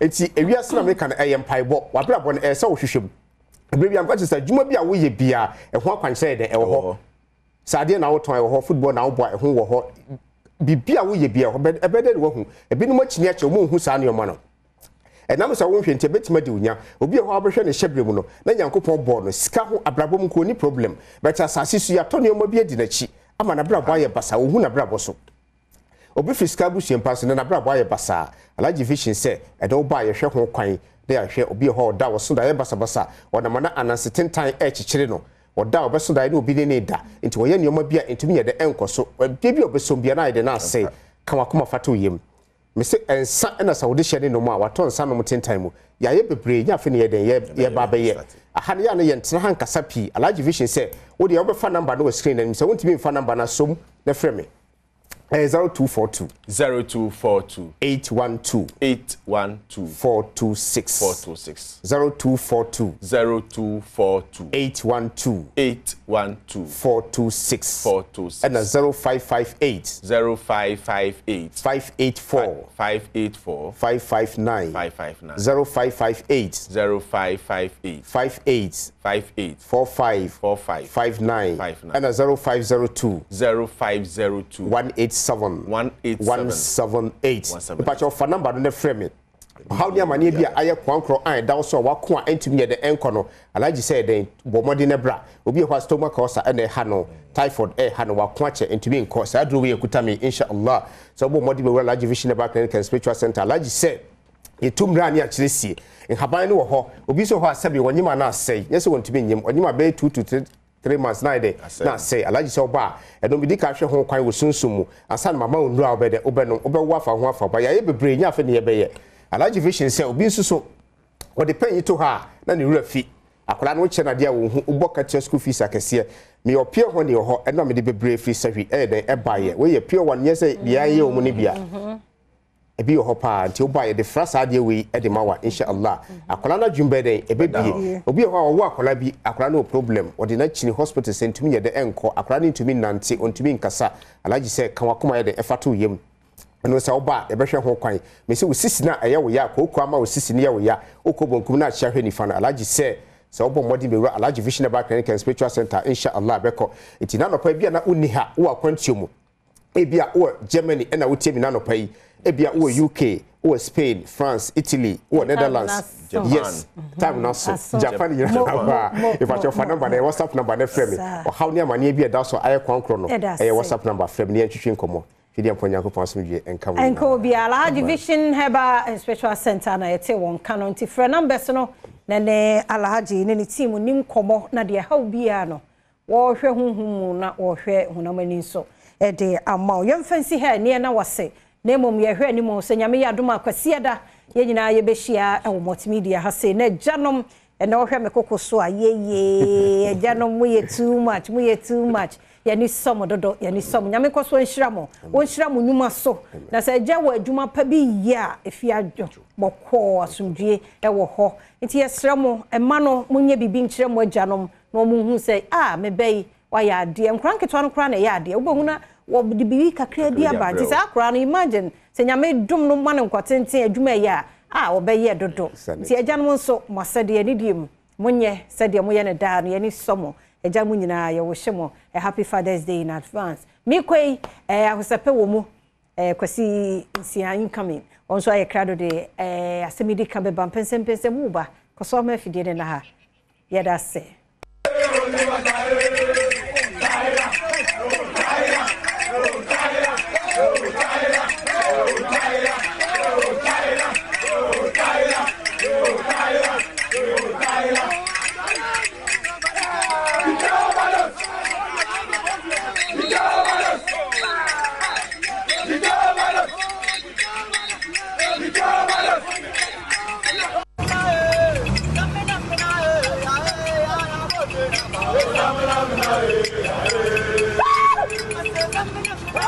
energy ya de tata koshia Father's Day nyame adoma Sunday warm up no ena ekoso ha se memo akwa ba mara Badwam ho sepe jumedi esmedin de sister Sanjibi guy na ena menga ho kese because every ne ekosi ne kwasie ye jeje papa nom so na hwe Mother's Day se na mo ye hu dede hype na Mother's Day me mame na pa hwe se mo anye steady na mama papas no sa say manager me more big problem I don't see na all day OPD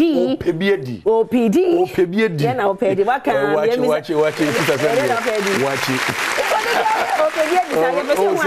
onse adene de woni tua say e watch enuane enti wadwene ye obi fufuro bia e mo madwene mo bibi ne Father's Day no so mo fa man ye faji what you say o de kwasia da mo da no kure kwasia da mo da yankopon ya do agofo bebre o complaints say sani ye Mother's Day anya Father's Day sa oni o mo ya adwen sa no kure say ye di ye sani Mother's Day ye ba said the home popoye did the hold one crop for ye sank nye neya meka say Adom TV asempa eh bia me Jani Adom FM aka bom e bi kese say aka muja na nka wa we ase ka bodie kwa wo bodie this Sunday e ti Nyankopon ya Adom a kwasiada a Father's Day. Na Father's Day no yan fancy ho. Nyankopon ya Adom Monday enso ye holiday. Ne senti. Ne senti. Responsibly. What you say? Ne senti. But once more than special. Special. Because Father's Day ye di holiday mu dey. No correct. Bodio responsibly say ye be je any free Saturday no Sunday na fi just say utim say we cry na a long weekend. What you say? We are starting it today. And we are starting it today. What you say? Eti ade na enhyehyɛ ban na Adom FM de agu akwam ansa na maka asempa de no. Okay, enhyehyɛ mpanimfo am ye de agu akwam nyina na say endpoint ene Adom FM ne Adom TV aka bom e de san hyehyɛ yi say Father's Day and ye ba be die ye papa no omo health ehu hia pa enti se wanye bibia mo ase ayenye den ye monocro no and for so many years na ye papa no ye di Father's Day na afi omo asa afi hu de ekoso ya de enti simple omo so betimi asre na omo nya nije na omo nya apomde pa no ye nyina kwa kohia mu endpoint homeopathic clinic Dr. Boatin ho okay na so ye bia wo Ghana ha de ye ne say o ba fa papa bra starting from say unfie no edi bia bet say free 13 years echo obi okra na wanya infection but oni we wo nti ye nyina ye hia mu endpoint we a free screening say ye hwehwe wo liver simple wasi kire yade nkrampo na wo so wo kidney prostate ni nyina no ye checking responsibly the amount am obi okra na he wadi 40 years onko checking the prostate krampo da and so decided the sabo na enoma ho go bi essay e wo ni nipadua no mu be man so dey say wutuo beto a I was saying I like for the fact that we say what I say me a check it no man warning na wo be ko bi o bi a be fa enti ye hia Nyankopon ya Adom a juada no pa 6 a.m. Oh, okay. 6 a.m. And it's starting. Na che say unim say ye the programs ahodo akese no mienu e na eko. Okay. E ho na ye di dwa so nsem. Mokoye free ho. Ye be ye free ho live. Oh, nice. Live. It's here screen now say who favorite presenters. Oh, and one no. Adom FM. What you say? Eh, Badwam. Ye wie so ane the work and happiness. E the tato. Oh, where we ho. Enti no baby a wote enka wo hwe wa Adom TV so bia modern say obeba na wo do papa ana say unua bema bi e beba no be happiness no. O the one and wo responsible. That means say jadem. Ejadem. O ultimate dey. Studio crowd ultimate when the tussle and 4 consecutive times yeah I did you say e dey Ghana for. What you say? Na some day o hu say on say so for bi Nigeria no ka say distance is not barrier. Na che say no say wote enka na wo hwen a unim say endpoint aso e bi e wo eye takrade e bi wo eye tachiman e bi wo kumase e bi wo enkraha na ato apete na enye say wo befa car e de aba ba bi adwumade no e koso no wo betimi oba wuram wo endpoint aso e bia nationwide okwa ye behwe wo na de wo mu so ne say wo bo na onko endpoint hoda onko endpoint hokra da enti sa nipa no oba na okita 70 cedis of course e also otimi je card eno akeke terms and conditions ba wa wako da wo card dey free wa wako wo card dey free no so aba me a check ama na fe ya hwe na akọ na wo ska kra so na dey show botum who know say bia wo ankasa fe o video say bibi sheda nkoye na e bia bekwa kodo na me detect ntie ho no wo atu bi kakra na fe ya hwe no simple na say we dey eja dem o we won tanya na dey eja tiato edem hit baba what you say edem le cabrande eno ani ma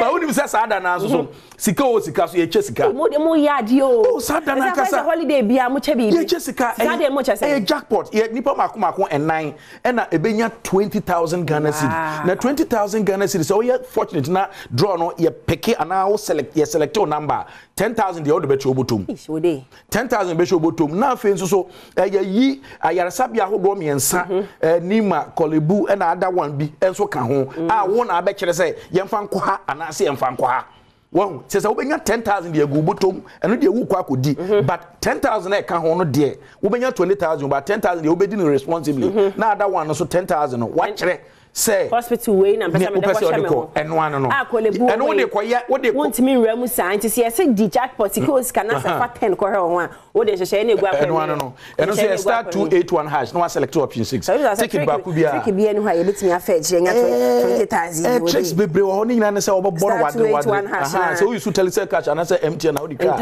eno ano no responsible starting from now because Monday ni akiri kra sister said be here guy me pe bia di no okay na wonim say multimedia ye doso ye wo enkrabata bebre ye wo Asempa FM ye wo Adom FM ye wo Love FM ti say Adom ye bibi Asempa nso ye bibi so no kra Asempa say eno na wa hye Asempa ta de no solid ma yen hye de wo yen hye ma ye ba papa ye mama yiko ye betisi a wo de say na ye discuss no on say Asempa FM so ye bi omo de yi kwa de say mu ede because we no wo ben kokom lemle ne mpatemu a wo betimi ato afa ye wo car park anu so ye free anu ya Asempa enti hye se same day Father's Day Adom achemu kwa point na Asempa na ese multimedia ye wazo yi pa enti wo betimi de wani ache ha eno jama for teach a wo hye win be hwese wo papa for no mon set me posa neoma so mo ne ma ni be yem na nso so enti ye hwese mo betimi aposa ye betimi aposa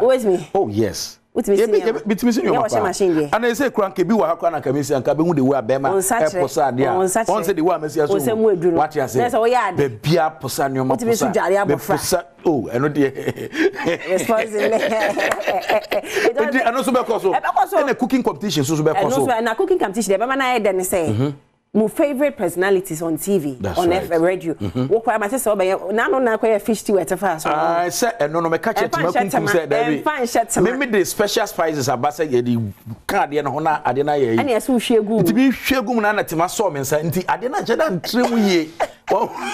Kodeti no me sure say Sunday Father's Day why I will be there remember why ahoboa we won betem fa so ma. Oh baby say on say na me ne tema na ape ba we nti on say ni ngwase na ba no e ko ma emi no we me ngwa ode e ti wo akwasinsia o ma hene kwabna asante Emanti o CJ obia mo ba no aduane responsible bia na ba no akwasi Nyankopon ya adom akwasi ada se me ka be se me ka mutu on se duru akwasi ada mutu ne ha TZ no ne kontenum sa na ya na eko nti me ye mutu se mu chese obeta fro nsa ati ase o the beans be frana so se kuma se beans kakra ah men no beans kakra na ayamoto na ma se bi egu ho na afi mi okosu akese bi from peduase na ma no bi so aka ho no anu we anu aka wani achi na afi what bi edi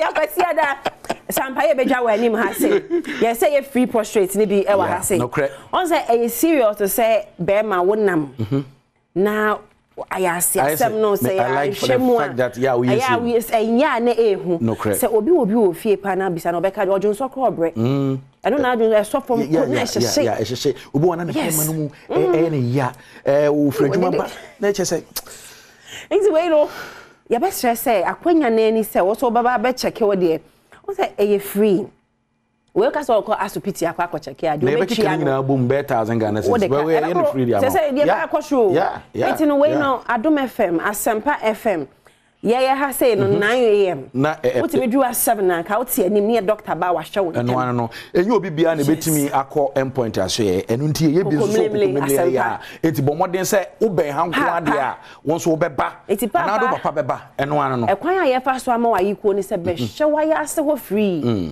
ba hwe be tutu e be gina e be tofo e be sore ni nyina ye say ye be check ya ma bibia betimi akọ but ade ba akọ so mo hye den so say omo ba ma omu nidi omo de omo mra na bi na mo beno ano aduane na ebe no ano na text ahodo ebe no so wodidi a wo wase no o ba me aduane na ye ka no eti wo ba pe bibidi wase responsible bibi etibisi wase but wo man hene so bo aduane o man hene mehu mate pass ya so oni aduane na no jollo your ball ani ma say enti se o keka ni nyina bom a so o man hene di first a medi second se me so medi si je me hu si je aduane no a Yɛbɛhwɛ kwasi ada.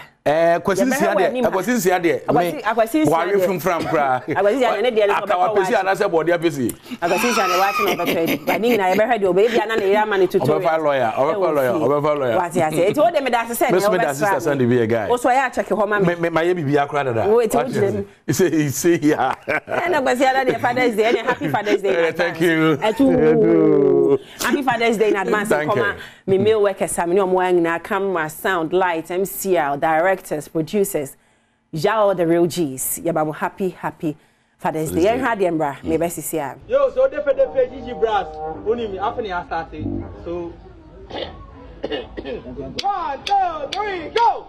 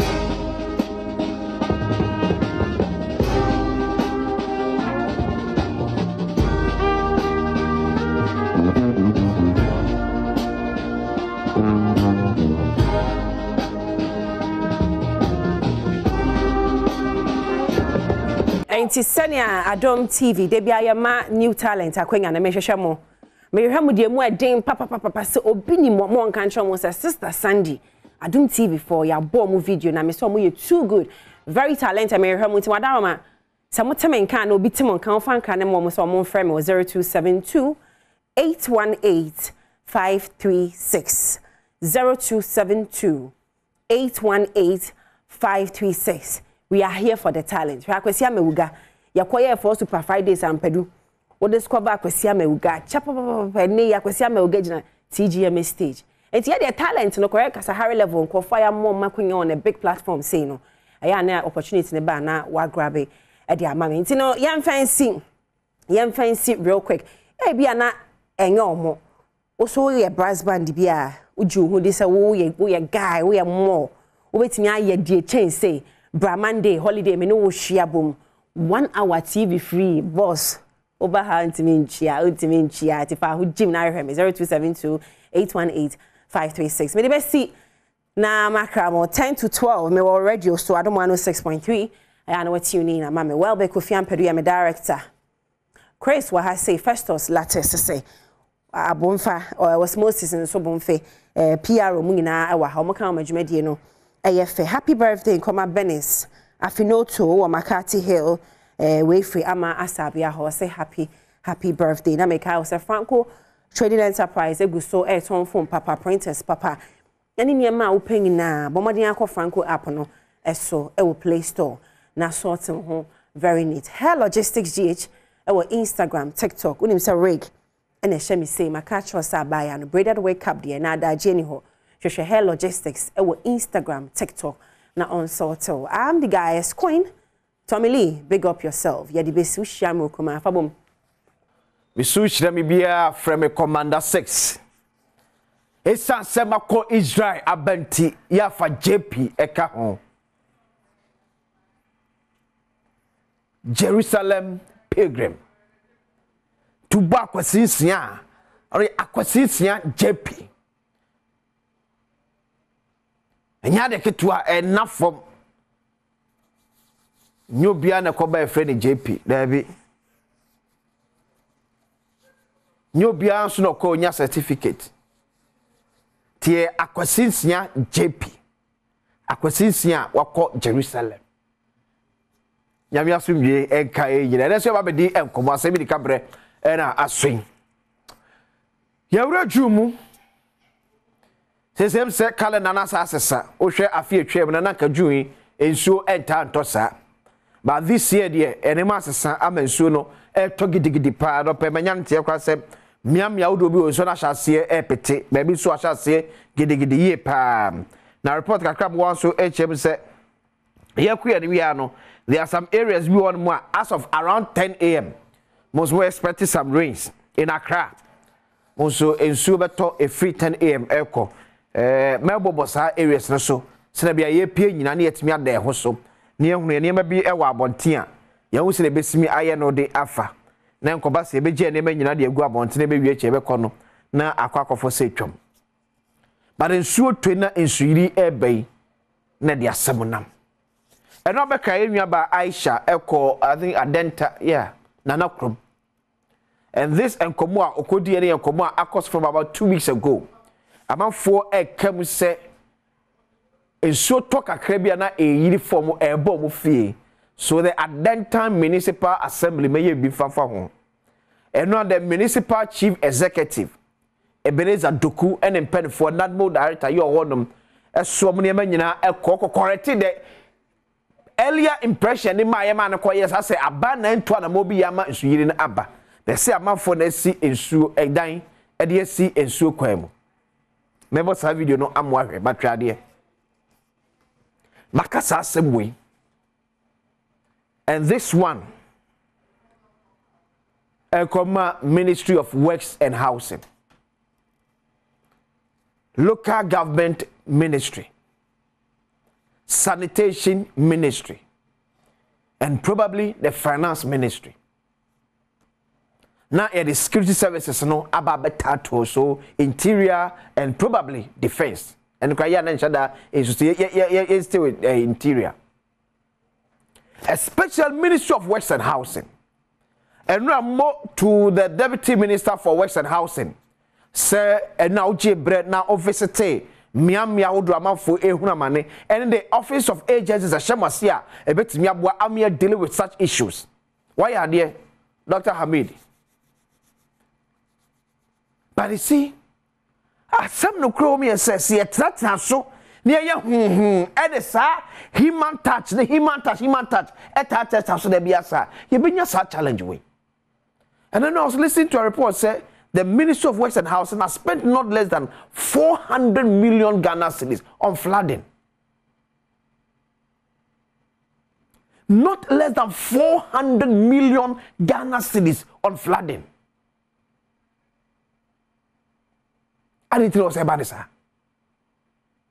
Yeni Tony Magugatamu to. But so how can say what and crying? And ye bear ye sit down for a sit down.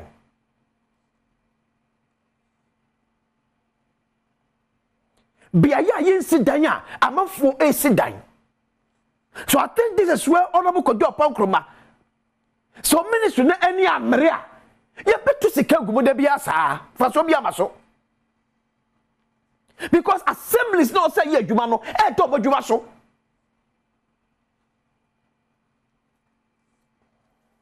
the various MMDs you so me juma ye to make sure say baby a yensi dan no so mo anyoma juma ye enso yin be fe de bia so on go your you always go to parliament seeking for another funding.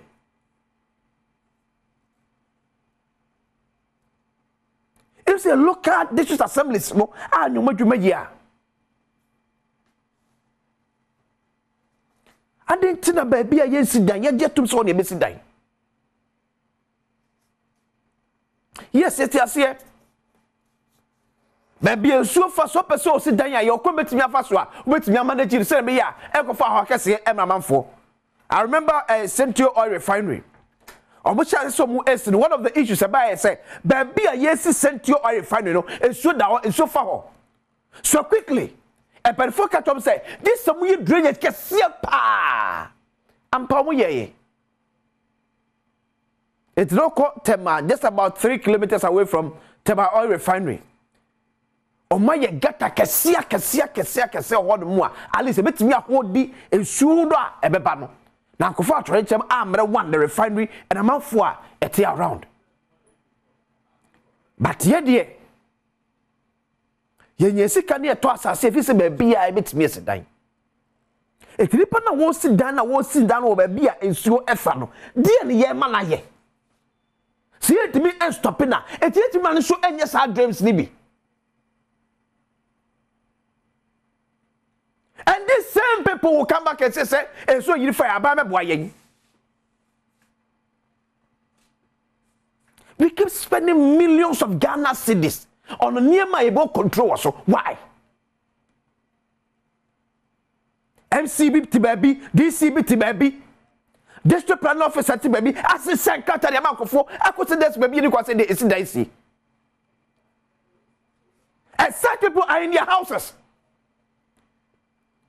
Those MCs are still there. And the other man yourself.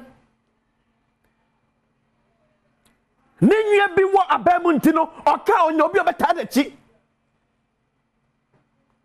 I remember a former Accra mayor, Professor Jennifer Satamel's time. They say, I said, cover up for yes. Here now you so go to a man for the free crime and commerce circle. The then national organizer of NDC was on live radio. Says the only first winning election. It's no yes, I don't know. This is our mentality as a man for. Yeah, pro money put to pro money you obidia banyosem etatachre. So unnim say you win election tin na nam wa wutu sankofo no. It yenyankofo mo montre no na cause your harm for my because obi political power. Ye she general say na assembly sin nam. Mo abokwa ho nyina ye yiwa firo. Ye rather 4th year. Me atisi June July na assembly sin jai. Because you kai national organizer meeting be fro ka just say opani jari wo ye no na vote net no. Ye new man kan ko ho, ye new man put to ho. How to win political power. Na hwe no na esi wa denta na na krom. Na mo so mo bi ka kire mo. Hwe video yi e ba say Omobufo ndie ebufo hu because me can say because ebufo emfa solution man ebufo hu papa na o de won ono no ka say ye te no mo feel and mo feel no maton what can say who dan na o ye dedi me from where I sit we write to the Ministry of Works and Housing na Ministry of Works and Housing roads and Works and Housing these are the two agencies that can help us a drain from here to that side. I think say it's something that government can look at constructing for us. Omanfo nso to Adom News in Central for enim say. Omo de call bia say want to me bubu e dan na do so. Mo permit. Ya wo permit any pan say enya Ghana for yentua tax, yentua light bill. Light bill no so mo de ba ha, so mo nim say ha no enka we yeto aba. Ye Ghana for nti some be on be pam ye ha some be bubu dan dia. Omo make sure some bubu obi am be si dan bio because some bubu pam be feel no obi abesi. Call the basa ye be kwa ye here compensation but the way penifo can say omo kasa omo hu ye say nkrofo na omo to vote ma omo na yenso ye tuata stars bebre enti say basa omo be pam ye sana ehia say omo so omo be boy. It is one seven bia ya na airtime. Wakosi dan sinsuom ye ka asme twa light bill. Na nka isu nkane nka me twa oka.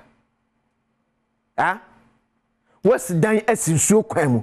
Ye ka o semetial me twa light bill de light bill film wonom. Na ka twa nkane akofi ka makosi san me twa ho kan fama. What's dan asinsuo kwan mu. Ye dwu dan gu a ye so ye ma compensation. Ghana nkwa na besie. Eye Ghana e de beti sa asem we. Eye Ghana.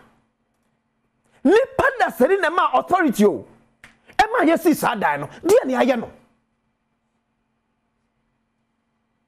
Sa ni panda otasi ye twan e ma kwabra ni esi sa dan no. Dia ni ye aye no. Eti MC bia ba oni responsibility bia no wakana ntum obese no asan am yakwa kosi because asamba ye me frɛ no.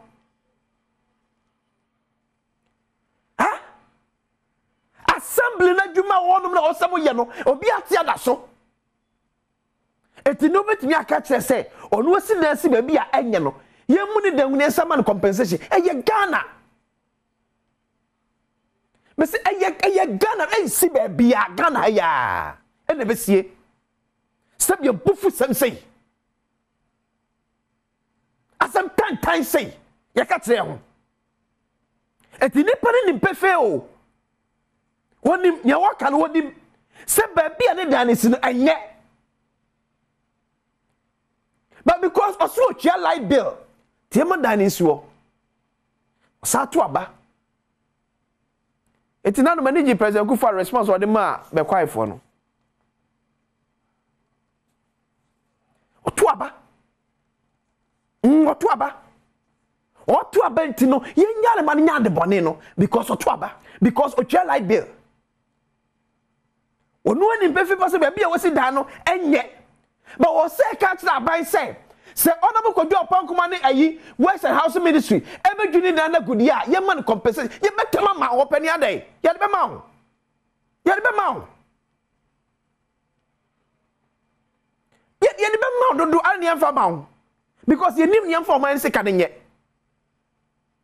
because MPP be slow ni ye wini identity to ni ye wini identity to dia ho pepere be kwakoye ni aso sebinsemunu se ya aso ni etim ni na mabano ne ejebosia saa because ye kom so be ma ye ebi ameka cho se Nyankopon fe bo ne fa nche yen so mani be ye a efiye nara obie no a wogya ne ma to aba be sese Ghana de ama yen nobody na se betena se na se be di ankase ho abro se de bia yenkoso saa Beredi akwesi is yamamfa happy birthday confirma private soldier Seraphine Sefako Sepanu of 5BN Bema Camp. We a free PT Mary Apalu of 5BN Bema Camp. And I wish you happy birthday. And also belated one song confirma Eric Ajay, member of the NDC National Communications team. Yadi pense mu eto aso kai se asemi edika ya saba mu nyina kwa babiem emfa emra bedwam twede so bra se ri pense mu ebeto aso abejafo atras ye betwen komode afa Ghana kanko ne Ghana empuntuo eho ye me ni da so nyina eni ye mekas ni Yakopon ya adumu a eda kwasiada eye ejafo nyina eda kese ye fe Father's Day. Eti da kese a ye de esi wonum de ama ejanom enti wuhia eja bia manimo ene yo enye easy to become a father. It's not easy to father a child. Enye ejanom nyana se bi nkwada ne bina eyo masene mu ba ebi ye nkwada omo ankasa adopt omo ehwe omo ebi ye nkwada ono so tere maame che yi ono ankasa finipem ehwe omo tiema ejafo nyina ejapaye so kwese de nyina nhia ewo Joy FM anim wanum ade papa ayiko asempa FM papa ayiko dwumedie ene de ebrewo se yebebo ejanom abaso yebema ejanom mo na behwe papa onua aduane o papa o siniema ebe fekeke yenhia ewo Joy FM anim akwesiara na nyina yema ye ho ayiko. Once again happy Father's Day in advance and confirm yami aso for World Trinity Baptist Church. Any more men of integrity, you know, show happy Father's Day. And to our head pastor, Reverend Kingsley Apiaje, you show happy Father's Day. Yeni so awade pa ugusu yedemaye. In fact, the way we protect your body home by ewo UKNT. And obi do UK no also called Trinity Asoria UK for so because of a sapapa which are 20. Yado was papa. Yamento consultation no nyo kese. Kopim so be kese pa. Happy Father's Day so koma ejebia. Make us say Malta Guinness the Jeje can. Any say be make catch say malt no say the improvement abam no oh we chen dey bia de. And the malt can no slick or the slick fianti. Oh, crowd to me show back, give come back. We cry, we cry, eshim. It's in it, then, cross how quite more. On the first, I and my Filipano is in over Filiatraso. The Malta Guinness Jeje can. But there be able to Ayaka, say, made in Ghana logo no, a bon. Supermarket be a combiano, on Sabeca Malta Guinness, be at me, at a minute, accuracy, ain't the money man at Nase. Today. Any issue. Member of the LPP National Communications team, Boko there. Boko. Yeah, me say. Now also side there. Yeah, me adom. Party mo te say. Bibia ye boko. Aban mo te say. Aban mo ye boko. And that's so ho. Say ne wa wonim no. And that's why they be ho pa because breaking the 8. It's possible. With Dr. Alhaj Mahmoud Bawumia. It is possible. Ghana from Paba. It is possible. So at here because the Ghana for here he will be obema in hope. And that is what Dr. Mahmoud Bawumia represents. Okay. Now, we national communication team member. Yeah. But me say a regional assistant secretary me fiseshi. Yeah. Western North region. Team me by the me say me kwan wapa. Na e say you say asansa fa dia or the chair. Me din da me so no I intimate me nya opportunity betina ha no MPP Adaroma na me saka ye. MPP ne creative Western North region. December dikan be do hon ma na we say me dikan da MPP asokra dikan. Nti na me dikan da yewra na na dan kwa Kufuado ase. Then as a pa so creative Western of region. Okay. Na ma say a man for say mredu say papa na share mo nyamsa da is when na no so ye 40 years ago. Okay. Until say oba dwabo so oba wi oba wi so ba Okumdom Palace. Aye na na katachi bu man kama kwasi awodi kan.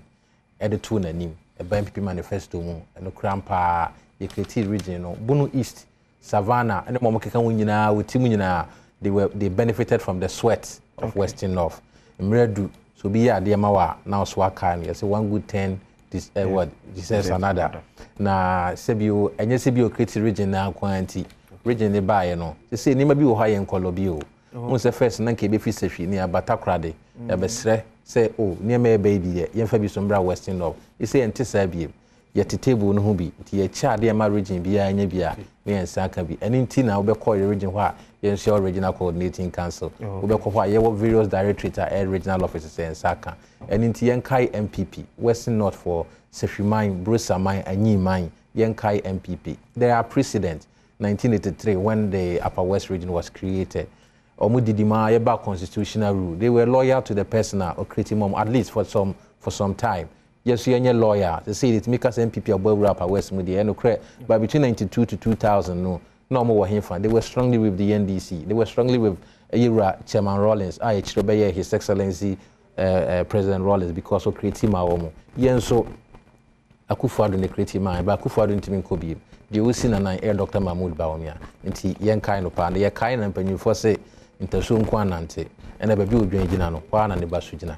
Yen kai yen parliamentary candidate on 9 constituencies no. Yen kai wo pa. Chris, do get a member of the NDC National Communication. The Boko there. Boko.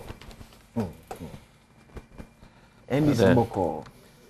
NDC more the 24-hour economy no. A conform among 40 years ye. Very iconic, an iconic policy. Oh, okay. The 24-hour economy. It's an iconic policy. Yes. A policy apam osunu konguru. 24-hour economy. Yeah. Hey.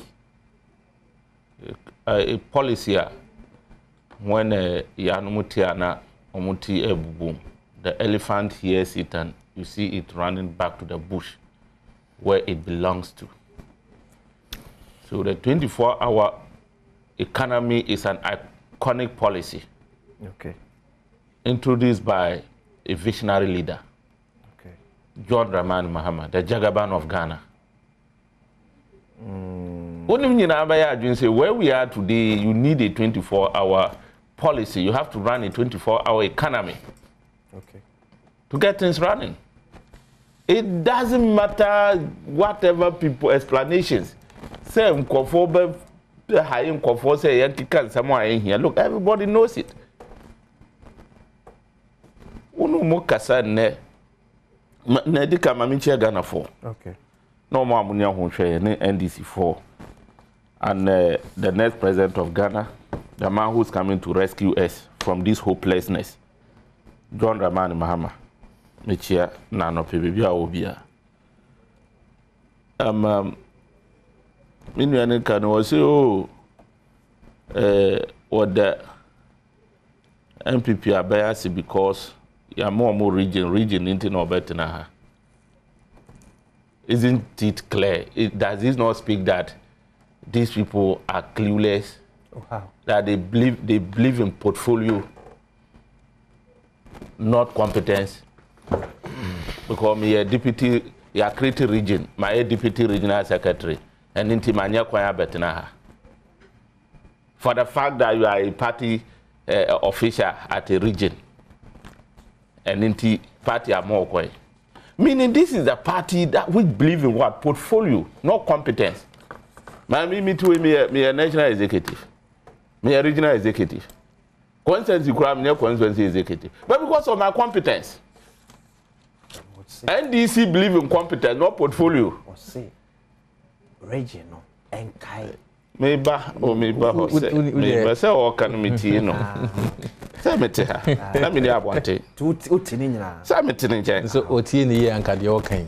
Oh, dear, what's the region for? What's the north for? Oh, please, my brother. You go. Yes, start this here and your face. Yeah, we don't do that, please. What's the north for should rally behind Akufo-Addo and MPP? And about me because we be our Odranjina one and about the war.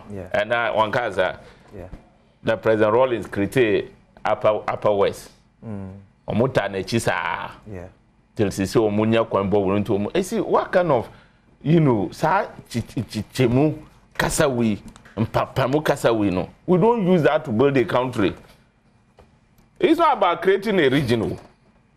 We create a region now when I had the what damn you make it a white elephant. And a region maybe I'm going to go ahead. Development, one should say Western North for honor. Okay. Developments are one offerable. Me mean to me because of the work. Developments are one enchim. Then should say percentage do say no be also work create region ubanya. And then, by the way, no one against creation of region. Okay. No one is against that. But let's don't create impression as if that is the only development you can give to the people in a particular catchment area. But also say a pivotal region regional development. It cannot be for the fact that it's part of the first one. Now they have to travel all the way from Sefi to Takrade. Now, say regional development resources now. They are also part of what we receiving in if people make this kind of argument, to me I see it to be hollow. For the fact that we are region, we need regional hospital. Okay. Obi yare boni bia here hospital papa. I was said didn't confide Acadia papa and no papa now Nibia. Won't we still travel? Won't we still go far? What makes people think that for the fact that a region has been created for that matter, problem of that catchment area is solved? But I mean, what kind of thinking is maybe a newly created region, certainly about development, and yet that let's do trivial issues. And I mean, nobody is saying who created regional, won't develop here. But let nobody create impression as if it's pivotal, and now without it, there were development there before the region came. Okay, but I say, were they living in isolation? In isolation before they had a region. But I say, you see, let's do because can we clarify? No, this is starting. If you do the better, they will time you know the better. So there be any statement from Rico and ECG. And this statement was released at NRA. That is Thursday, 13th June 2024. And it reads, the Ghana Grid Company Limited, GRIDCO, and the Electricity Company of Ghana, ECG, wish to inform the public that due to a reduction in gas supply from Nigeria since yesterday, that's Wednesday, 12th June 2024, some areas across the country have experienced interruption in power supply. The West Africa Gas Pipeline Company, WAPCO, in a statement has explained that the reduction in gas supply was due to maintenance works being undertaken by a gas supplier in Nigeria and is projected to last 3 weeks. The maintenance has caused a reduction in overall power generation capacity in Ghana, which could result in load management over the period of the work. GRIDCO and ECG, however, wish to assure the public that we are collaborating with other stakeholders in the power value chain to optimize available resources to ensure minimal impact of the reduction in gas supply on consumers. GRICO and ECG sincerely apologize for the inconvenience caused. Jointly signed by GRICO and ECG. Now back to WAPCO 4 statement, you know. Yeah, now GRICO and ECG refer to. So there is a statement issued on Wednesday. Press release for immediate release. Wednesday, June 12, 2024, Accra. The West Africa Gas Pipe Company Limited, WAPCO, regrets to announce that it is experiencing a drop in gas volumes available to transportation due to ongoing maintenance works by one of the gas producers in Nigeria. One of the producers of the natural gas, WAPCO Transport from Nigeria, has shut down its facility for a 3-week maintenance, resulting in a decrease of gas available for WAPCO to transport to customers in Togo, Benin, and Ghana. The current situation is entirely out of WAPCO's control. WAPCO continues to transport gas from the western region of Ghana to Tema, also in Ghana, and we expect normalcy to return after the maintenance activity signed by Dr. Isaac Doku, General Manager for Corporate Affairs, Edema WAPCO. So, 17th year, said, and from a gas in ya, free Nigeria, no, you see one a ma bako, a feeding home bako, attachment to Moye NCC, home. I must see a bedi now trade me and son. A tiabema and Kania, yan boom boom boom boom, Jinason, in Yanesa. A better to a sim kakra. Abraham Penfoguso, a year home, ejuma. Na ECG so any Greek consuacaches, so many other kudu or can be a woman, a one Kania on some subidi Kasuba, send a beya. Or how near men who are sa in CC betim their buyer so casiano, and quake a sip in the moon. And no bit me a brassing. And I work for so crata rich man, Pobonia crata dear free. One a supply more gas ni free Nigeria ba kunchen say. O ye NCC na a bid na otrimiensa. Enti enama sauhan about what was say so efa gas at the free takradas trouble. No because so afa Nigeria ya combat me afa so. E beti media so or how kesi ano. What meaning this issue. We know how bit me deal with it. Would be a free band quite a second. So you know, say quite a team from like a munina. Who benefit from the woman and say on say WAPCO. Okay, we heard the power value chain now. On say generators. And now you the national wheeler. Omana we GRICO air transmission. And they were distributors. Distributors no can be classified as bulk consumers. Okay. What I say. And now generators no answer no you were varied form of power generation. And the Obagana has a see first no nanki depending on hydro. But you see now hydro, thermal, and then solar. Because in I think about 150 megawatt or so from solar. So solar has also come to be part. Okay. And now hydro no so our firm kakra. Now we have to say now over 66% of our generation effort thermal. Thermal na power plant as a generator can see my power. Yeah. Na ninyina no I think say only Aska and kwani you see a HFO a heavy fuel oil. The rest ninyina use natural gas LNG.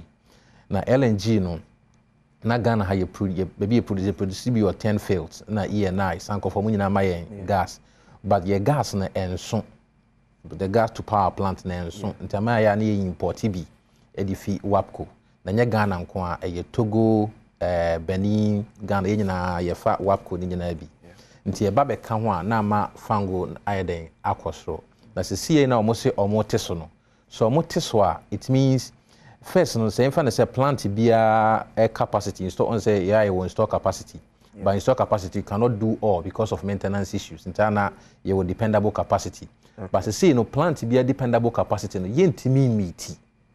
So what you say? It's a when to me meet here you be able say available capacity. Until the available capacity na you be nyano. What they to systems peak.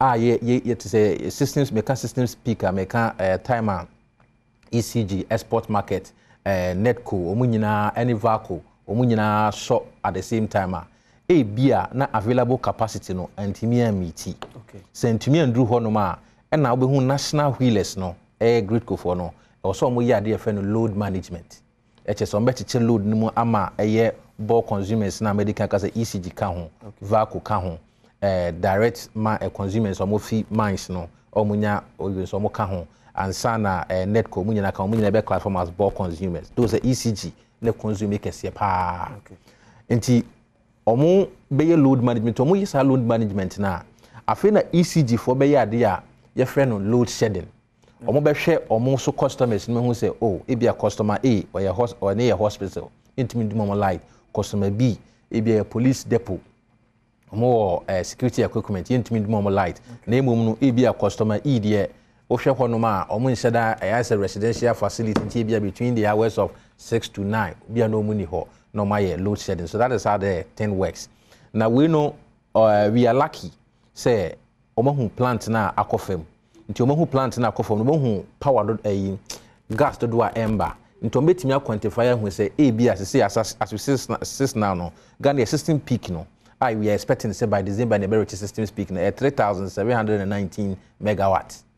That's the peak, the system peak no. This share sa outlook now. Ebi omo ye no na you install capacity of about 4,000 but say no available capacity na ebi ba emphasize 3,600 until also mo manage sa 3,600 no mo di meet as 1,719 te du be bia 3,719 te du be bia obi mo be kofam na bi mo so aden enya light so what you say that's how we are expecting but it's only a great go for Edikanga. That's not the first time they are shutting down. I think early part of the year Kromo called down for I think for 10 days. No more year takrade, no more year some reverse will be or takrade, or more year maintenance. So what I'm expecting is at least by the 3 weeks no more the amaya no ebeba so enough is no Ghana. So yanam CPC nya power into ya smile deputy minister. Ama on deputy minister of energy. Ama o se no kasisi or Nigeria because as it stands now no say 3 countries never it's going to affect 3 countries. It be affected Togo, it be affected Benin, it be affected Ghana.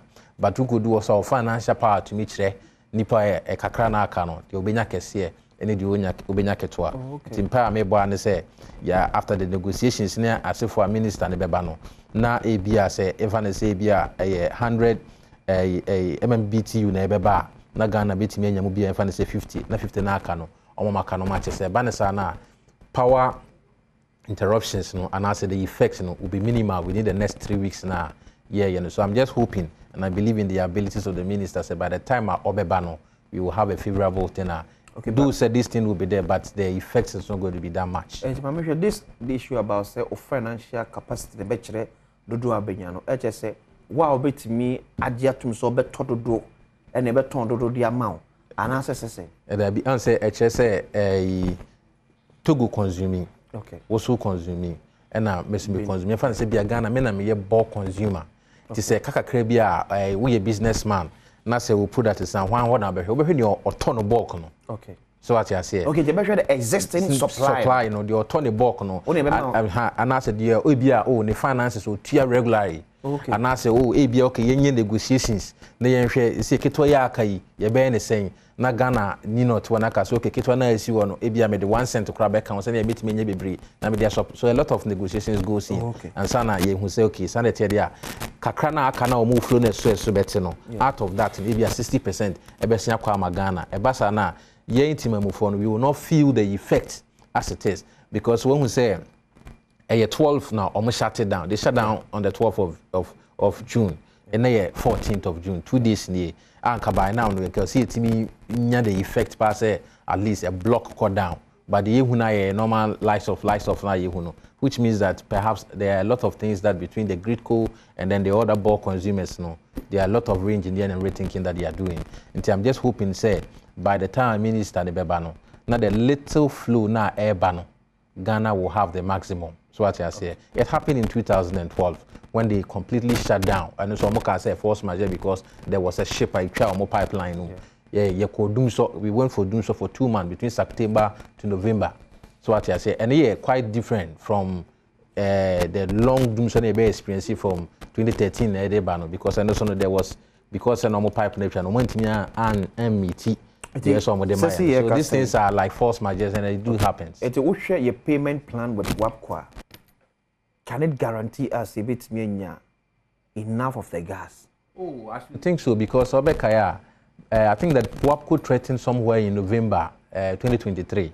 Say the Omoka around $18 million or so, and that if you don't pay or so, and to Bekaya, me kaipa mi minister Honorable Pemesa, Japamesa Obaha, but now ahaya, and Oka say Ghana National Gas were able to pay 3 million. And a Ghana government were able to pay 10 million. Into your car set debt hold between Yanu Mono, less than about 6.5 million. And when we say with the establishment of the CMW, cash for mechanisms, CWM, this one say it guarantees at every time people are going to get payments. So I don't way it has nothing to do with finance. This is purely technical, and I hope it's solved. But I say, Chris. 3 weeks of power in corruption. Yes, that's it.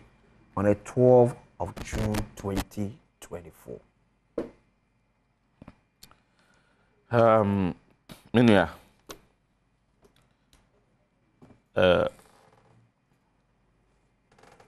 Almost say it was 3 weeks, isn't it? Yeah. And communicating by 92 days. Yeah. 12 June. You see, this power interruption now, you're experiencing Krumhano. I'm yet to go to what is happening in Nigeria. And yet 2 days in it. Ghanaian citizens have started experiencing power interruptions for long. Months now. Low current, maybe area, barely 3 weeks now. Obia complaining low current. Low current. Who they check from Taifa at the Kwashome Estate? At the Kopo Kwase. Oh, please. I was here. No, I will allow. Don't worry. Maybe okay. Maybe I've just mentioned him. So after mentioning him, there was no need to come. Yeah. But same platform, no. Whether it is a platform, I don't know whether it's government platform or it's ECG or VRA. So, me what areas needing 3 weeks, and the technical men are privy to this. Okay. I can give you an officer from ECG. Me my friend is several times midnight. To that be I would the one light and your light of low current even bulbs in your juma. Uber PA I was hill to Uber share other side, no who say one light or was I many women in our line back was there. So for anybody to attribute this to what is happening in Nigeria, for me I disagree. I hope that release our Mudibai is not one of those stories. It's not those fabricated, concocted stories to cover their incompetence. I hope it's not one of those. Because we have experienced this several times. Now we have moved from maintenance of transformers to the Nigerian gas. Listen to this Kokwanesi story. You are moving from maintenance of transformers. About, 160 or 66 transformers and I say maintenance. We have moved from there to Nigeria gas. We are maintenance. I mean, what kind of story is this? I don't know. And I may say, Meda Jadi, when we've been experiencing what they are telling us we are going to experience 3 weeks, when we've been experiencing it before, this communique came 2 days ago. Yeah. And I am saying in authority here that the people around areas I've mentioned have been on doomsday, have been on low current for past 1 month. And you want me to believe these concocted, fabricated stories? You think we are not aware these are stories to cover up incompetence? If that is so, until I say, I hope it's not one of those fabricated stories. So we did throw Biblia. And to that be a doubt back kind of chronobia and Yindi because Obian say would they want some car. They doubt. And that has been some of the, casualties of this government. Because Mumana Krenya Juma. Sample, if indeed maintenance were going on in Nigeria, we have the cause to doubt. And they say things that Usha and Sisiso. Maintenance is starting Nigeria gas, 2 days today. And Nintino, you have experienced low current. Power cut for 3 weeks. Abra ye won for 1 month. How do we believe you? Let's get it clear. And internet transparency, what with transparency? Look, I am not surprised that transparency is one of the cardinal principles of good governance. When leadership is transparent, when government is transparent, communicate say backrampa, we don't need to be debating it here on this table. Nakra enye juma ewa ben we mo. That is why we are wasting time to debate this. There are drugs, there are medicines that are stuck at harbor. The priority of Ghanaians is energy and health. Should we be discussing this if there is transparency, if there is truth? Sayampa. You better hear more explanation more. So see Deputy Energy Minister call. Yeah. Okay, and he also made mention of Wahon Kika about payment. Okay. The WAPCO payment plan. Says our payment plan to do supply there. We are out. How? Why? Are we credible?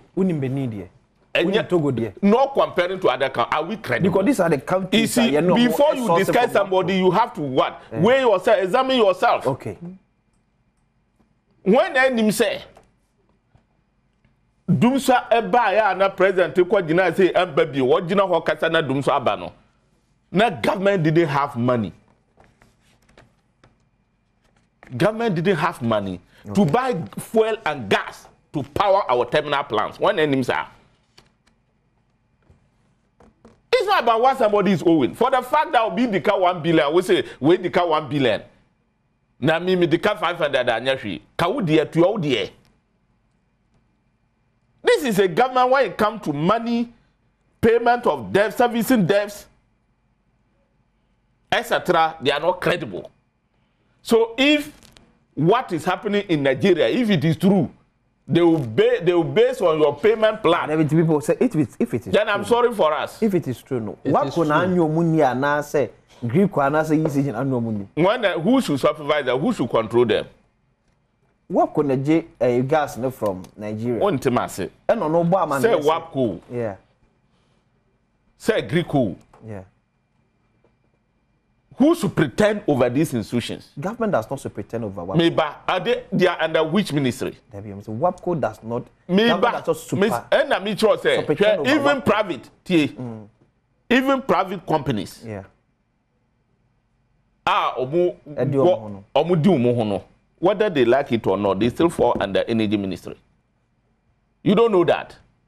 You think we have an energy ministry here, a state institution, then anybody will come and run his private company in energy and do whatever he likes. And we say because he's a private company, he does what he wants. Okay, he's not under Minister of Energy, so Minister of Energy does not pretend them so they can do any other thing. Hell no. They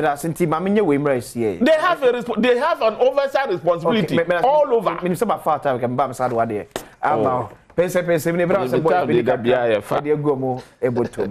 Mula bre aso. Ya ko reba e betua e ko bode so. Awon be di sika de awie. Me pa chwe ni bia mama ren ho. There we maka say no nsia bom pre nu da ko bia. But with Mula there e bom pre sanda ko bia 9 12 6. eti ewie 9 de ewie atwo so koso ne twa onwa bia di peche 12 so bedi 6 de so to twa and support the economy nesa na boys the pressure emra from Chris MSM ja 1 minute go na you see say na ye can these energy issues yan kan ya ho amani huna ye come before this communicate buy na only mean you say WAPCO they are not under government and for that matter they can do whatever they want you see ye is hadia the biano it will look like leadership in Africa in this country then it's not up to task we cannot continue to let private companies look so powerful to the extent that we have been threatened that Saudi Arabia will collapse your economy. How? Why are we there? To me, it's irrational. Say me to Obama be power. Nani panis had the power, no? Eduso. Like what is happening in our current dispensation? Citizens will give people power, be president. Then the fellow come. That is exactly what is happening in this country. And they are not under government, so they can do whatever they like. The more we say this, the more we are empowering them. It's not only WAPCO. I will not mention others for certain reasons. There are others just like WAPCO who think they are so powerful. Because I'm a threat to your economy. Forgot to say, fine. For the fact that you move away, you collapse an economy, you can also survive. They are doing business with these ECOWAS countries. Did they supply gas and whatever energy they are supplying? Are they supplying it free? These countries are paying. To the extent that the Kakurampo Amudayaka. Now you share with credibility, the honesty, who the car acquire offer sutia. Don't they do this? Yeah. And what do they? Those money you think they don't get profit out of it? So let's put away with. They are powerful. They are not under government. We cannot blame government. Oh no! If Ghana they are powerful than Ghana government, then Ghana government is not doing anything. You go to Nigeria, they are powerful than Nigeria. You go to Togo, they are powerful than Togo. Then what is the use? What is the function of ECOWAS? Is it not becoming a useless organization? Oh, how? If WAPCO can control the whole states. Na maba memo maybe ye adwuma. Waje me service. Twa meka na me ntwa service ne so a. Eno so ye dia. Me so wan twa This what you see, people must get this thing clear. Okay. These private companies, be it energy or other sectors, no. Omuba memo in agreement to be able to the government benefit in the sense that they help governments to run their economy well, isn't it? Sure. They shouldn't also forget they stand at the point of profiting, and those agreements can be terminated at any time. They've not, you see, you say about citizens suffer. Almost terminated with me stand. And America say citizens suffer. Yeah. It can't stand because you terminate the citizen will suffer, economic collapse. But don't forget that both of us suffer. So arrogance cannot be at play. When government who throw shoulders at me. But you come on, on at time only the can say transparency work on a year. Yeah. The reason why these companies, WAPCO, we say WAPCO, energy ministry, government cannot control them because you are not transparent. People in authority, leadership has not shown, transparency. Okay. That is exactly what is happening. Chris, you are a member of the NDC. How are government officials behaving towards these companies? Multinational. In fact, they are not, but they are multi-billion companies. Yes. So when you are transparent, they will hold you in a high esteem. They will give you the respect you deserve. Man. But you owe them and you don't pay. Na me percent. Nigerian a little wavy. Wait, sorry, I'm okay. What's it Nigeria? She say, "What can say payment plan? O payment plan na ya he. Then they attend to you. Yeah. If you are transparent, why will your payment plan be good? Because we need sika. We need sika kurampo. You don't promise what you can do. When you have people who promise, oh, give this time, we'll pay this amount. Time but you cannot pay. That is lack of transparency. You are giving them the power to bully you. Don't we have margin of error in promises? And it should continue. It should be everyday thing. Okay. It should be everyday practice. No, promising and fail to be everyday practice. That we are experiencing now. That Deputy Regional Secretary is aware that we promise and fail. Okay. No, can be bad. One say in this conversation, precision and context, timelines are very key. Okay. I would say when you buy power, you power. You can say be doom CCA. Doom CCA was between April 2022 and then ended in I think August 2023. Okay. The doom CCA now. If you mention months, August 2023. Me see 2022 to 2023. So you said when you come, you now do the essence of the Doom CC, was to reduce transmission cost. Into Bekaya, Great Kuvoka almost all their lines. Okay. And as Obekai so compare, one can have who say you build a different bulk supply point. Pukiase, and uncle, or more transmitted lines in any other. Those ones no say lights out. Okay. Ampa ye bar ye 2024 February. February, January, February, April. They na yenya erratic power supply. Okay. Na your lights ne call off. So what I say. But ever since I ask her about because no because that time you say na transport ask her if we say no takwade they dey Kumasi to stabilize power na ebeko northern sector no. Na nko be provide over 400 megawatts. So there was a deficit.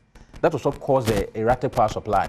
After President Kasa May 1st, during workers the car say it will be a thing of the past. No, so that time now the previous day, Aska is now on stream. And look upon a 180 megawatt pen on stream. Okay. Out of the 400.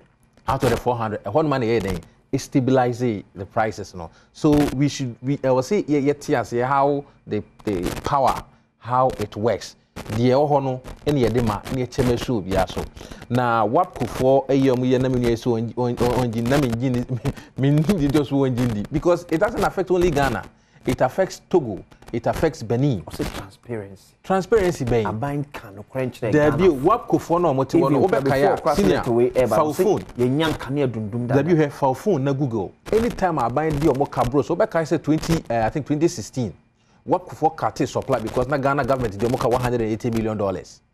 Yeah, man so do so o man ye. E ho na ye be ka say it's a financial problem. O be kai November 2023 ya. O mo threaten say o be cartel supply because dey moka 18 na me ka say o mo kai na po Jimirika ko Nigeria e ko shi omo chief directors no to negotiate a payment plan. And I'm meeting make sure say ayi pemesa e betena ha kan say Ghana have paid almost 13 million out of the 19.6 ani ye do omoka no. Na me say I don't have the latest figures now but me say by now krampo no we are done payment. And now say you can frache we work for me business. Okay. It's a business entity. Ghana Hanman we are buying from them to business partners any although say we share so more share so more on business partners any na nye enko Togo so a business partner. Sasuna Benin a business partner. Ubi online to be a business partner. And then Kofone say okay, omo plant bako, omanya technical problem. It's an etedia gas flow no ebe less. Nti wo mini yakwesi a wotimi nchen. Wo ye businessman. De bia wo je goose fi Chris ho. Me so me ji me goose fi Chris. When Chris say papa cameraman goose so de man no manti no so aye den ate. Wo businessman no person satisfy your customer de bad na be. When you trianica ube di kan akọ no ho akọ hu ni say Charlie si bia de na ekọ no we say manya ma me manfo a say ne be kọ so me so me kwakọ play me so me cards into based on cards e be play no say wo de no ekọ so say me de na o me kọ no be so catch me say o be catch me so wo de uni me say we enche within 3 weeks or the be into the nya abotre na me che the surprise so na behind the scenes no o ma okese. Okay. So what you say?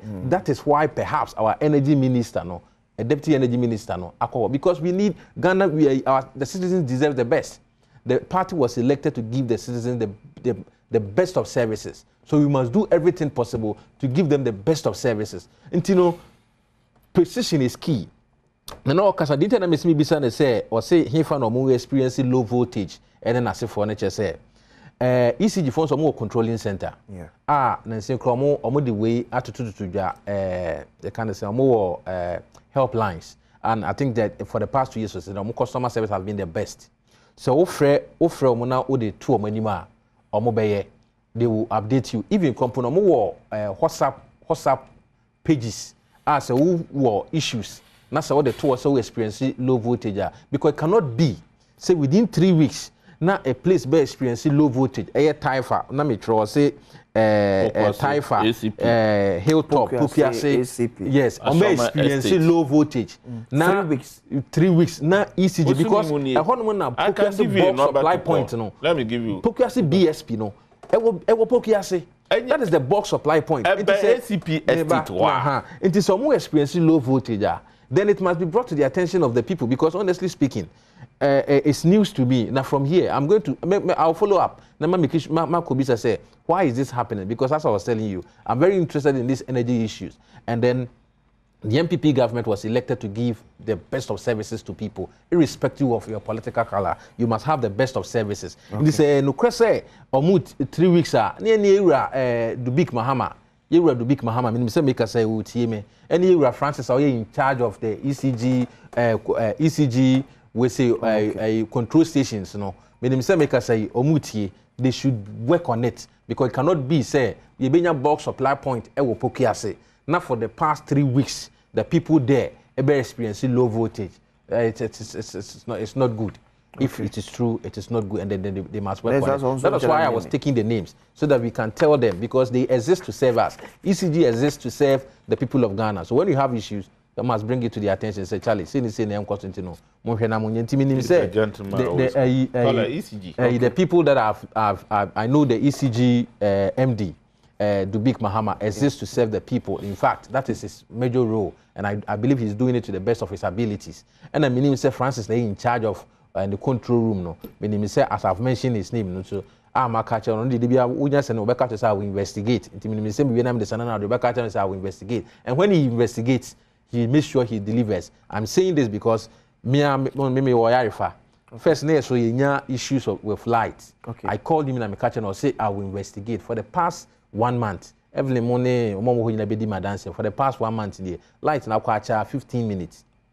20 minutes now, but because it's resolved. So as he has stated, no, if that is the case, I will bring it to the attention. Okay. But as I was saying, precision, any contest and our timelines are very, very key. And I say, happy birthday, Encore and Fema, Dr. Mustafa Hamid, Chief Executive Officer of the National Petroleum Authority. And your birthday. May Allah continue to bless and shower his blessings on you. Dr. Mustafa Hamid, CEO of NPA. Chris, what I say? Yamin Shra. Why? Yapon. Oh, Miss Rowe. Oh no, you've not been fair to me. Chris, fairness. Yes. That's when your time be you've not been fair to me. I spoke once on this platform. What time net was the same? We second round. Give me a minute to rebut. Give me a minute. The one that we see, please. It is very unfair on live TV. This is unfair on live TV.